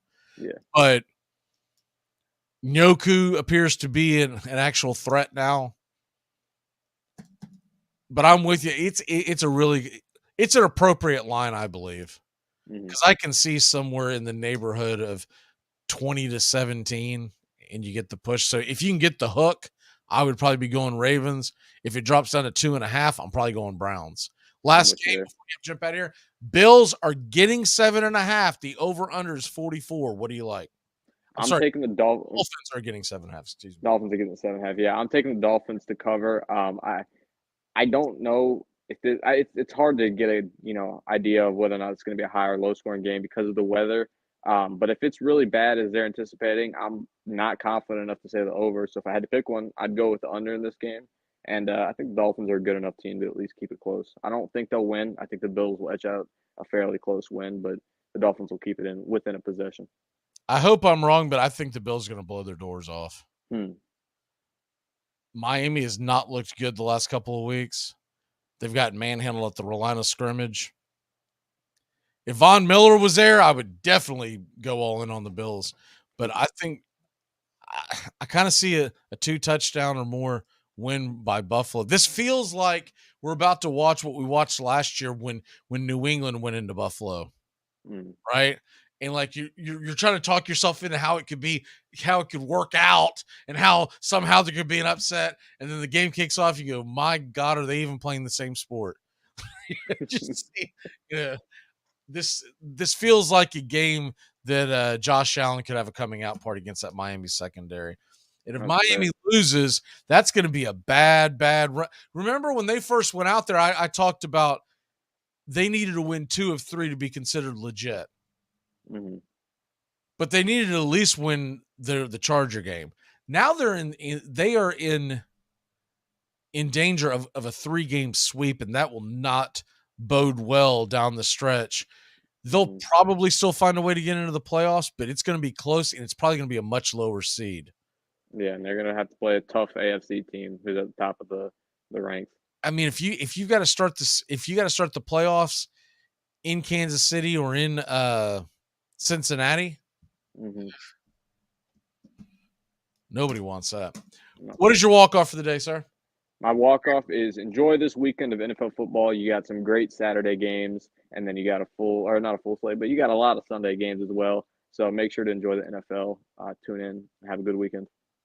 All right, brother. We'll see you then.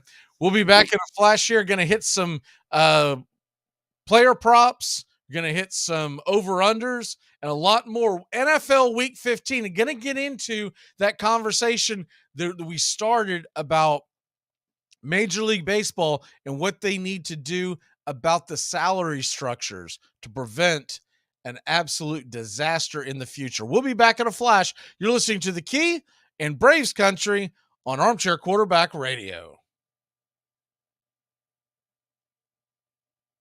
Armchair. You're listening to the Armchair Quarterback Sports Radio, #1 sports station. Good afternoon, and this is your Armchair Quarterbacks Sports Flash. College bowl games get started this week. Friday, UTSA, number 25 in the country, versus Troy, number 24 in Orlando, Florida. Troy is giving up 1.5 points. The over-under is 55.5. And on Saturday, going head-to-head with all those NFL games, college football has 6 bowl games. It all gets started 11 a.m. Eastern, Cincinnati, Louisville, in Boston, Massachusetts. Cardinals are a 1-point favorite, 2:30 Eastern. The Florida Gators are getting 10 points against the Oregon State Beavers, ranked 14th in the country. Florida will be without Anthony Richardson, as well as backup quarterback Kittman. Jack Miller is expected to start. The over-under is 52.5 in Las Vegas, Nevada. 3:30 Eastern, ABC, Washington State, Fresno State. They're in the LA Bowl. Fresno, 3-point favorite, over-under 54.5.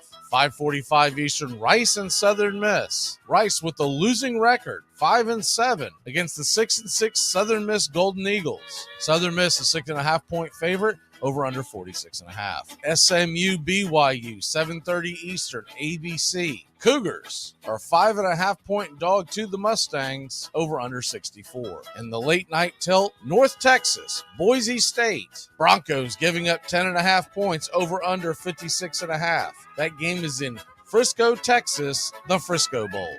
Here are your NFL lines for Week 15 in the National Football League. Thursday night's 49ers-Seahawks game. Seattle is a 3.5-point underdog at home. The over-under 43. You got a triple header on Saturday starting at 1 o'clock Eastern, Colts and Vikings. Indy on the road is getting 4. 48.5 is the over. The 4:30 tilt is Ravens versus Browns. Baltimore heads to Cleveland, giving up 3. The under's 37.5.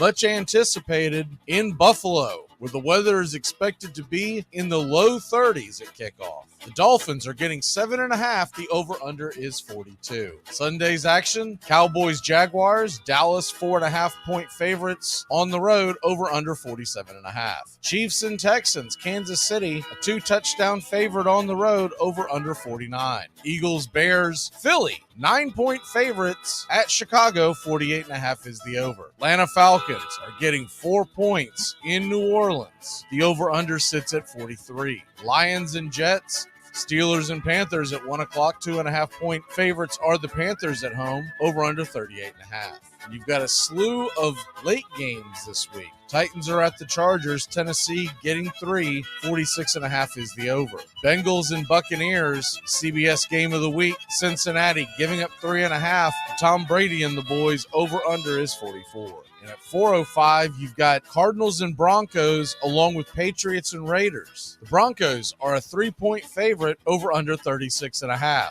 While the Patriots are laying 1 in Vegas, 44.5 is the over-under. Giants and Commanders, Washington giving up 4.5 points, over-under is 40. And that's your Armchair Quarterback Sports Flash. Stay tuned for Braves Country right here on WQEE 99.1 FM, The Key in Newnan, Georgia, simulcasting on youtube.com at Braves Country.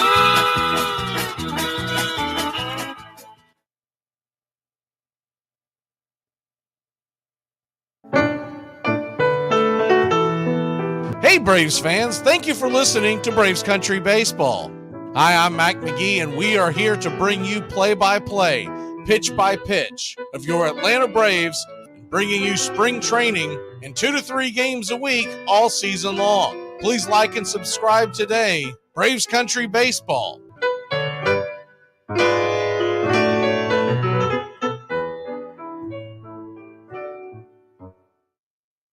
Are you looking for a reliable dental practice that not only cares about your teeth, but is friendly to work with? How about one that offers great deals and new patient promotions? Well, your search is over. Most Valuable Smiles in downtown Eatonton, Georgia is committed to giving you the biggest and brightest smile. Right now, get a $99 new patient special, including x-rays and exam. Maybe you're looking for veneers. Most Valuable Smiles veneer special includes 1 free veneer with every 5 purchased. Or get that bright white smile you've always wanted by taking advantage of an exclusive $100 off Zoom whitening treatment when you book today. And don't forget that 2022 is almost over. That means most insurance policies will reset by the new year, and to avoid losing that extra money, you need to use it or lose it.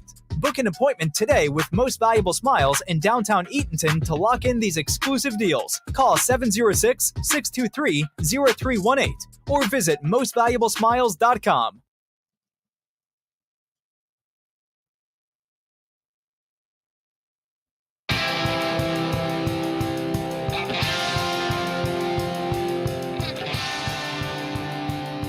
All right, welcome back.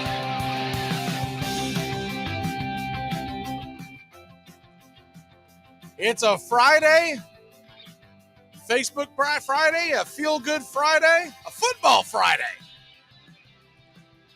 Ready for the weekend? Well, we have got wall-to-wall football.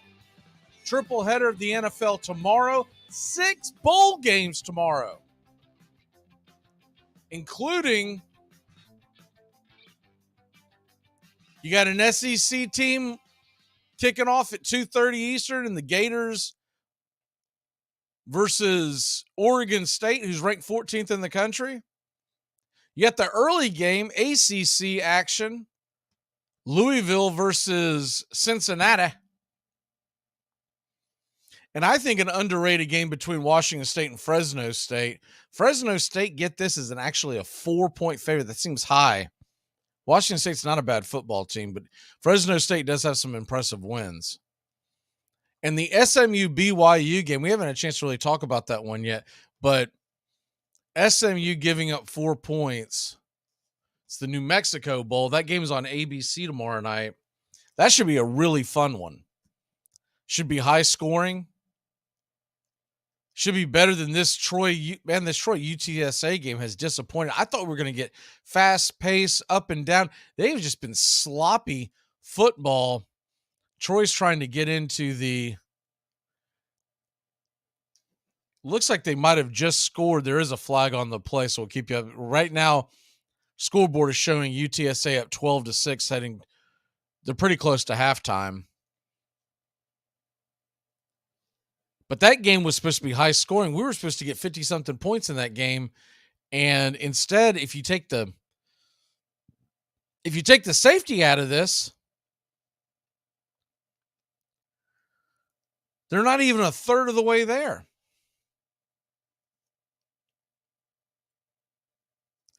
Evidently some tempers are flying. That's where the flag came in. Couple of the players got into a shoving match. It doesn't look like there was much more than that, just a little bit of a shoving match from both sides. So they were offsetting. It was after the place the touchdown is going to count. So if the extra point goes in, it'll be 12-7. Still 50 seconds left. You might get some scoring before the end of the half, but all in all, a disappointing Duluth Trading Cure Bowl, excuse me. But the SMU BYU game should be wide open, should be high scoring. But you look at the NFL tomorrow, and there are some interesting props, interesting lines there. The first one that jumps out at me is, I think the over-under is a little high. It's 47. And everyone's first reaction is always going to be, well, that may be true, but you've got such an electric receiver in Justin Jefferson in that game, and you've got a terrible offense. A terrible secondary, and that might have something to do with it, and it very well may. But all in all, I feel as though the game is going to be a little sloppier. It's going to be a little difficult to move the ball on that very good defense of the Colts. Minnesota's team total over is 26.5, and that seems high. They didn't even get that on the Lions last week. The 4:00 game or 4:30 game, Baltimore, Cleveland. That over-under sitting at 38. I really feel like that the Ravens could, and the Ravens and Brown could put up some points. It's that low because Lamar Jackson is out. But if you get Huntley back, 38 is very manageable. And the Buffalo Dolphins over. The Dolphins right now, their team total over is only 17.5. So the Jets scored 12 and really should have put more points on Buffalo in Buffalo. And the Dolphins have a lot more electric offense than the Jets do. Now, it does look like there's a good chance Tyreek Hill doesn't play, so that might be playing into these numbers. But it's not like the Dolphins are a one-man show. I think the Dolphins can get to that 20 points, but I'm more likely to go out there and just hit the over. The over's 44. And both teams, by the way, there was just a horrendous pass by, I guess that's UTSA. There was about 40 seconds left in the half, and the quarterback threw an absolutely horrendous pass right into, I believe that was a defensive end that dropped back into coverage. There is a flag on the play, but I don't think it's going to change the outcome of the interception. That is just an absolutely horrendous pass. Makes you wonder how these two offenses have scored so many points. Just watching this first half, it's a strange. There's a kid that just came off the bench, by the way, to congratulate the guy that made the interception, and he's not dressed in, so he's in street gear essentially. He doesn't have his pads on or whatnot, but he does have his jersey on. And he comes out there to congratulate him. He's wearing a backpack. He's got a backpack, which is essentially a purse at this point. Why do you need to bring your purse onto the sidelines? What can be so important? You're not studying. I know that much. You're not studying for some exam on December 16th on a Friday heading into the weekend. So that's not what he's doing. Why does he have a backpack with him? My word. It's just, might as well be a security blanket at this point. Okay. Going back into the NFL lines for the weekend. One is some player props, and one of the ones I wanted to hit was the Atlanta Falcons, because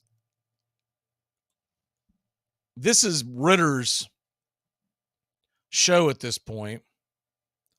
He's going to get a chance to run this team. That kind of tells you that it's either enough is enough or they believe the season is essentially over. I don't believe the season's over, because the Falcons win and the Bucs lose. We're talking about a tie. And if you can get the Panthers to lose, even better. But regardless, we're talking about a tie. It would be a three-way tie going wide into the corner with 3 games to go. So if you look at some of the props, the problem with some of these sites, the player props don't come out in full till Sunday. But I'm looking at some of the other props, because they do have other props that you can hit. And if you hit them early enough, you can give yourself a chance. The first to score, by the way, the Falcons are a plus 110. That's kind of interesting, because these two teams are pretty evenly matched. That could just come down to who wins the coin toss. But to me, if you're going to go in on something and you want to have a chance at something, first scoring play of the game. And if you want to go with the Falcons, and let's do that,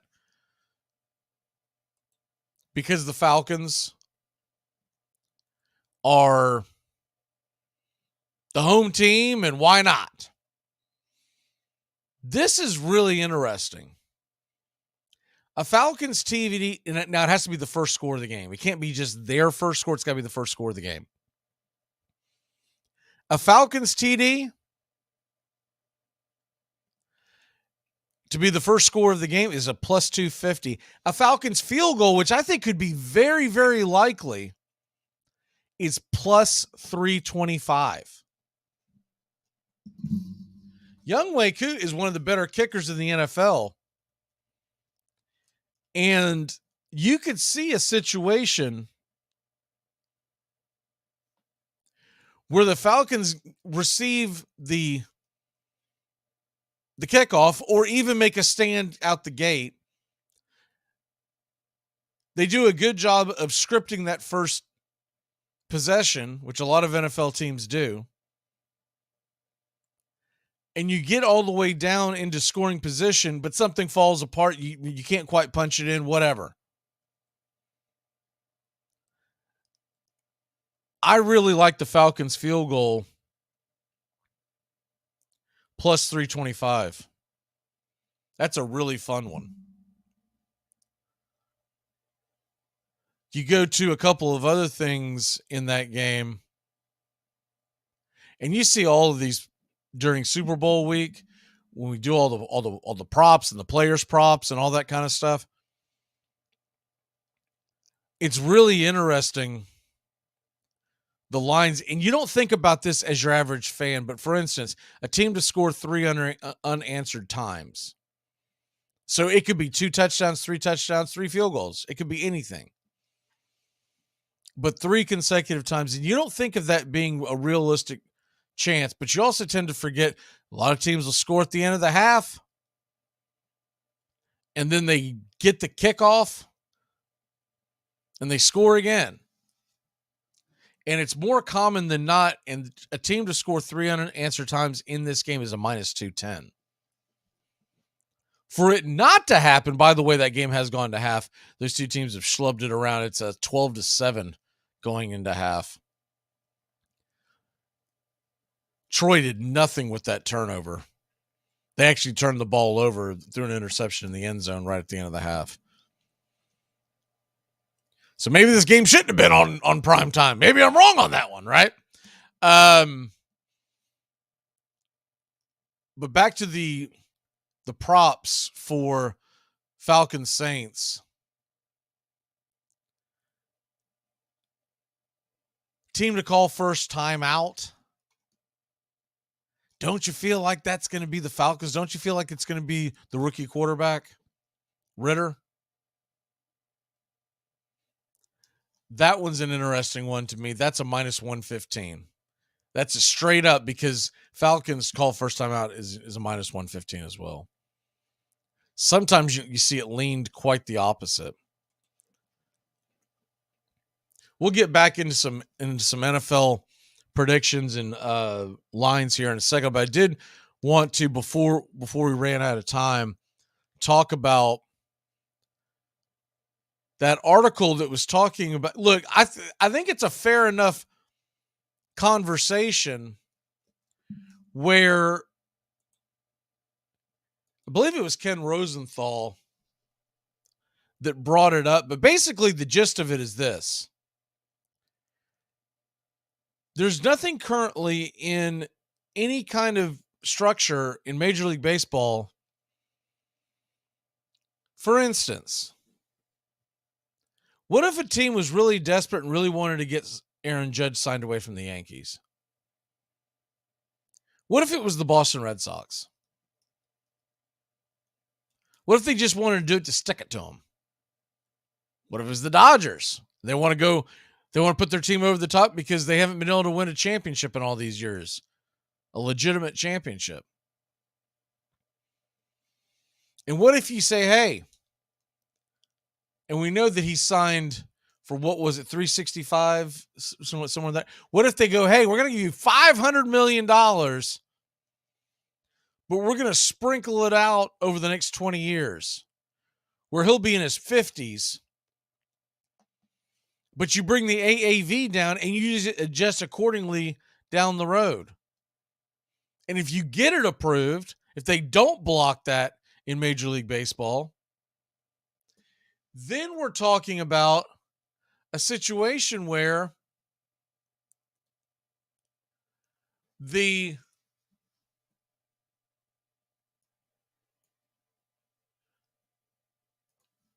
team like we'll go with, let's say, a team like Milwaukee Brewers, who never spent any money, or the Oakland A's, who never spent any money.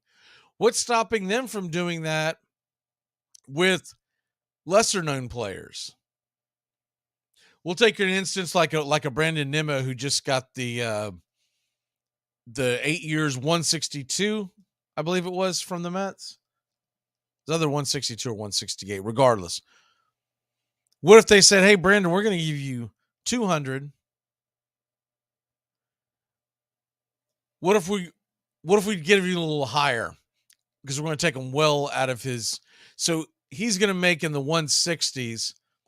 And when he gets at the end of his contract, Nemo's going to be in his late 30s. What if they pay him for what he's going to be all the way to the age of 40, with the assumption you'll retire in that neighborhood, but you'll never officially retire because of the deal we're going to give you. And let's say, Brandon, we're going to pay you $200. We're going to pay you $240. And we're going to bring you west. He's a Wyoming kid. We're going to bring you back west and put you on the Seattle Mariners, closer to home. There's nothing currently in place to stop that. There is in the NBA. In the NBA, you cannot sign more than a 5-year deal. And I actually think that's a pretty good move. Now, realize their AAVs are enormous, and most of them are well overpaid. But that's a pretty smart move on the owners to prevent something like that. Or the governors, as they call themselves. But the owners of the National Football League, their out is the fact that most of their contracts are not guaranteed. Hockey, I think it's 8 years is the maximum. And they did that in response, if you remember, it was about a decade ago. The New York Islanders, along with a couple other teams, were signing guys to like 15, 17, 18-year deals, and they were absurd. So they came in and knocked that out. But Major League Baseball needs to look at this.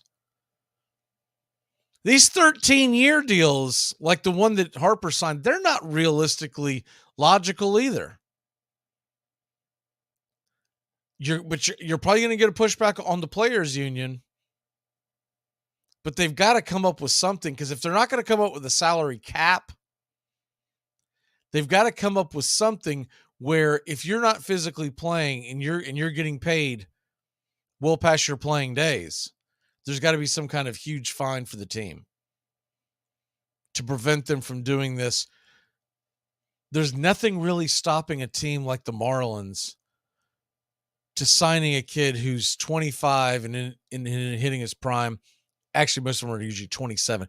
There's nothing really stopping a team like the Marlins, when you think about the Braves division, to go in 30 years with the small AAV, and the guy who signs it, who's a solid player, he may not be Trey Turner, he may not be Dansby Swanson, because, yeah, you know what? That way I know I got a steady paycheck coming in for the next 30 years. Why not? Let's do it. It's something to think about, because I hadn't even thought of that being an issue, but it could be an issue going forward. And if you wait till it's a problem, it's going to be a problem. Kind of like when the NIL deals first came out. When the NIL deals first came out, it was unbelievable how these NIL deals, when they first came out, they caught everyone by surprise. Now everyone's kind of understanding it and they're maneuvering it. It's still the wild, wild west. There's still no structure in it. And I don't know if they'll ever be able to rein that in at all, as far as some kind of rules and regulations. What's going to get these kids down the road, and we won't see it for another 5 to 10 years, but wait till the first few kids who were currently on NIL deals today start getting popped by the IRS. Because do you believe that every single kid that signs an NIL deal and is getting hundreds of thousands of dollars rolling in at 18, 19, 20, 21 years old, do you think that they think about the consequences if they don't claim everything on their taxes? Probably not. I think about when I was 18, 19 years old. And it could be a situation where they're not even doing it intentionally. They just don't think about it. They know 4 or 5 years from now, it gets gets brought up, it becomes an issue. And they're not playing in the NFL because their dream didn't work out. And they don't have the money to pay it back. So I would hope that they would at least start structuring these things where at least the taxes are automatically taken out so the kid never has to worry about that. And if you have good leadership in your family, whether it's your mom, your dad, whoever is running the show for an 18, 19, 20, 21-year-old kid, it's probably not an issue. But what about the kid in a single parent family, and whoever that parent may be, they may not be thinking about the big picture. So all this stuff, it always comes out. I can't tell you how many documentaries I've seen. The one that always pops in my head is the one that was on the ESPN 30 for 30. But I can't tell you how many documentaries I've seen that tell everybody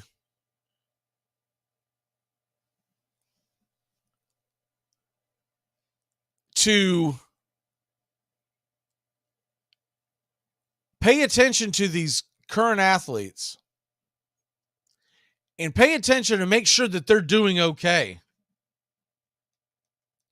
Because when they leave the National Football League or the NBA or Major League Baseball, et cetera, you name the sport, they're not going to make the same money that they were making when they first started or when they were playing. Most of them don't end up finishing school, so they don't have that to fall back on. Well, it's okay because when I graduate, I have a degree in this, and I'm going to go be I have a law degree. I'll be fine. I'm going to go be a lawyer. Not many folks are doing that because you're focusing on your athletic career and where you can make your most money. And I can't tell you how many of these documentaries I've seen where they go and revisit these players years later, and they are literally living under a bridge. And it can happen to anybody so quickly. And that's always been my concern with these NIL deals is that, okay, I do believe that these kids should be making some money. It's well overdue. I get that part of it. But there's got to be a way to govern it to make sure, even in the NFL where they have the rookie introductions that they do every year, and they have guys like Chris Carter come in and talk to him and say, hey, you need to make sure that you're taking care of yourself financially across the board because you're the only one who's going to pay attention to you, kind of thing. They warn them about the dangers of your family and friends trying to get money from you because they know you're rich. They try to warn you of the dangers of, hey, you're not necessarily going to play for 10 to 15 years. There's a very good chance that most of y'all are going to be out the door in a few months, and the rest of y'all are going to be out the door in a few years. And what are you doing with the money that you have made? And are you preparing yourself? Are you not going out and spending it frivolously? Because until you start getting the kind of guaranteed money that a Patrick Mahomes has, a Tom Brady has, you really shouldn't be going out there and just blowing it all on cars and jewelry. One of the best stories I have ever heard was when Chad Johnson, of course, he changed his name to Ocho Cinco, then it's back to Johnson.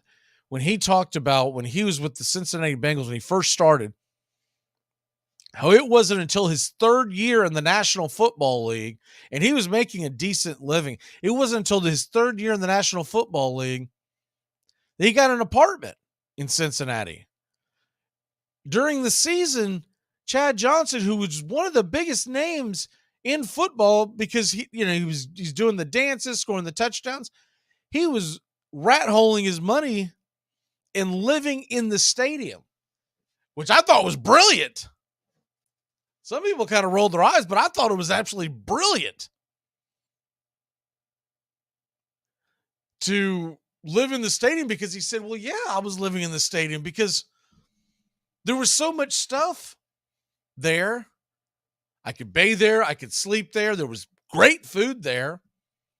And I was spending the entire season concentrating on being the best football player I was. I didn't need to go out and do other things. So I didn't need to have a house or an expensive, some of these guys get these expensive rentals, whether it's they could be renting a house, they could be renting an apartment, a high rise, depending on what city you're in. I remember when I lived in New York, and you would hear about some of these guys would come in and sign these very, very short deals to play for a New York team, whether it was baseball, football, basketball, hockey, whatever. And you would hear about some guy who, we'll just say, for instance, a guy who gets a really cheap deal to come play for the Mets. And cheap obviously is it's all relative, but we'll say like today's range of, we'll say $2 million. And he goes out and gets a really expensive high rise, which in New York City can gut you over, we'll even say a 6-month lease, but you're probably 7 or 8 if you're playing baseball. And you take that money and you've gone and you've wasted close to half of it on where you're going to live for the next 6 or 8 months. And then New York is infamous for their taxes that they hit you with, especially if you live in the city. And they basically played that 1 year in New York City and don't have a lot to show for it. That's why so many of us could not believe with the Freddie Freeman signing years ago that, or I said years ago, months ago, last year, that he didn't take into consideration that, yeah, you're making a little bit more money AAV, and it really wasn't that big of a difference. But my word, what are the taxes like in California compared to here in Georgia? It's apples and oranges. So did you really make that money? Or did your wife talk you into it, or your friends talk you into it, or your agent most likely talked you into it? The glitz and the glamour of LA. But are you really better off? Because it wasn't like he didn't love it in Atlanta. He loved being a Brave. He had just won the World Series. Had he stayed where he was at, he was the next one. Because it went from, essentially, in Atlanta, you go back from Hank Aaron to Dale Murphy to Chipper Jones. I'm not talking about the pitchers. I'm specifically talking about the everyday players. And that torch was handed from Chipper to Freddie.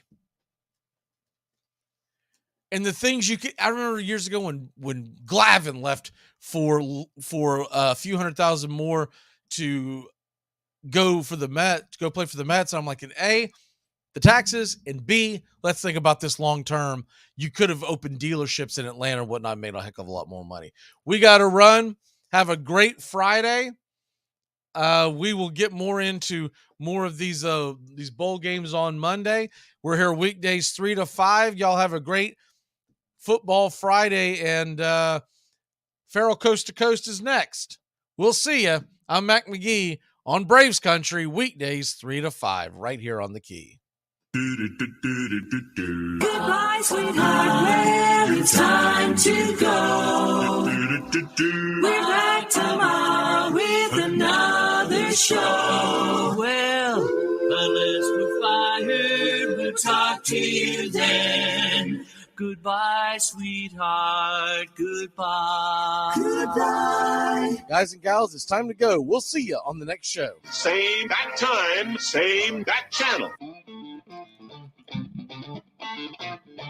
Thanks for listening to Braves Country with Mac McGee and the Armchair Quarterbacks on 99.1 FM WQEE, The Key in Noonan, Georgia, and simulcasting on youtube.com/@Braves Country.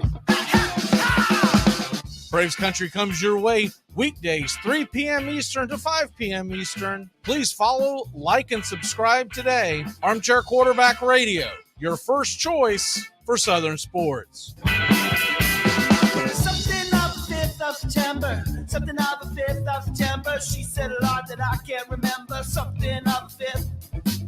Can I get another cigarette, please? Can I get another cigarette, please? Yeah, I know I live to regret it. Just give me another cigarette, please.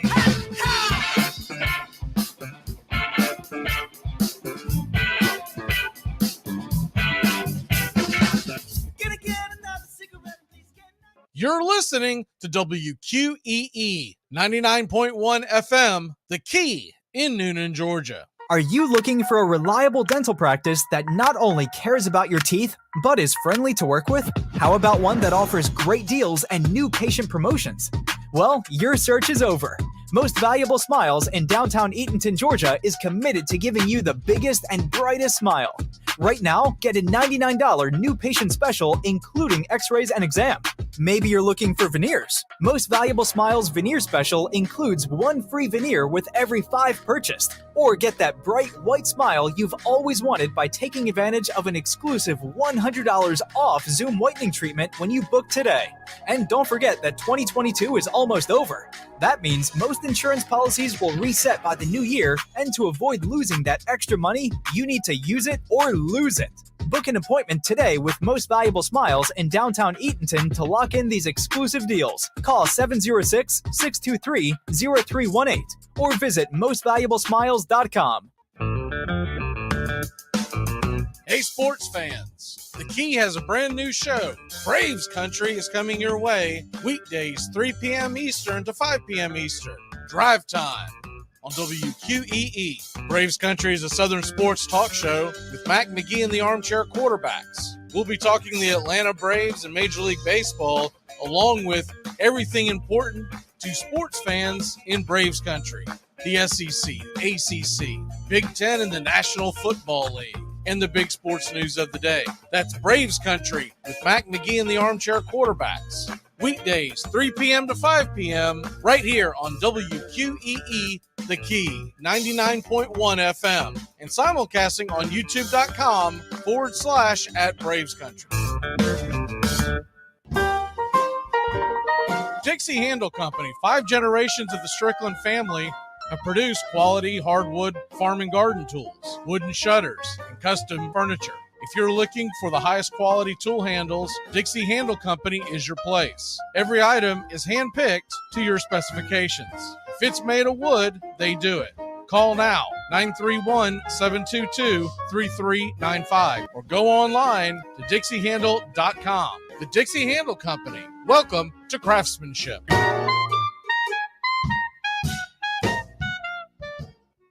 Hey folks, this is Mark White with The Mark White Show, and you can tune into The Mark White Show every Saturday from 11 a.m. to 12 p.m.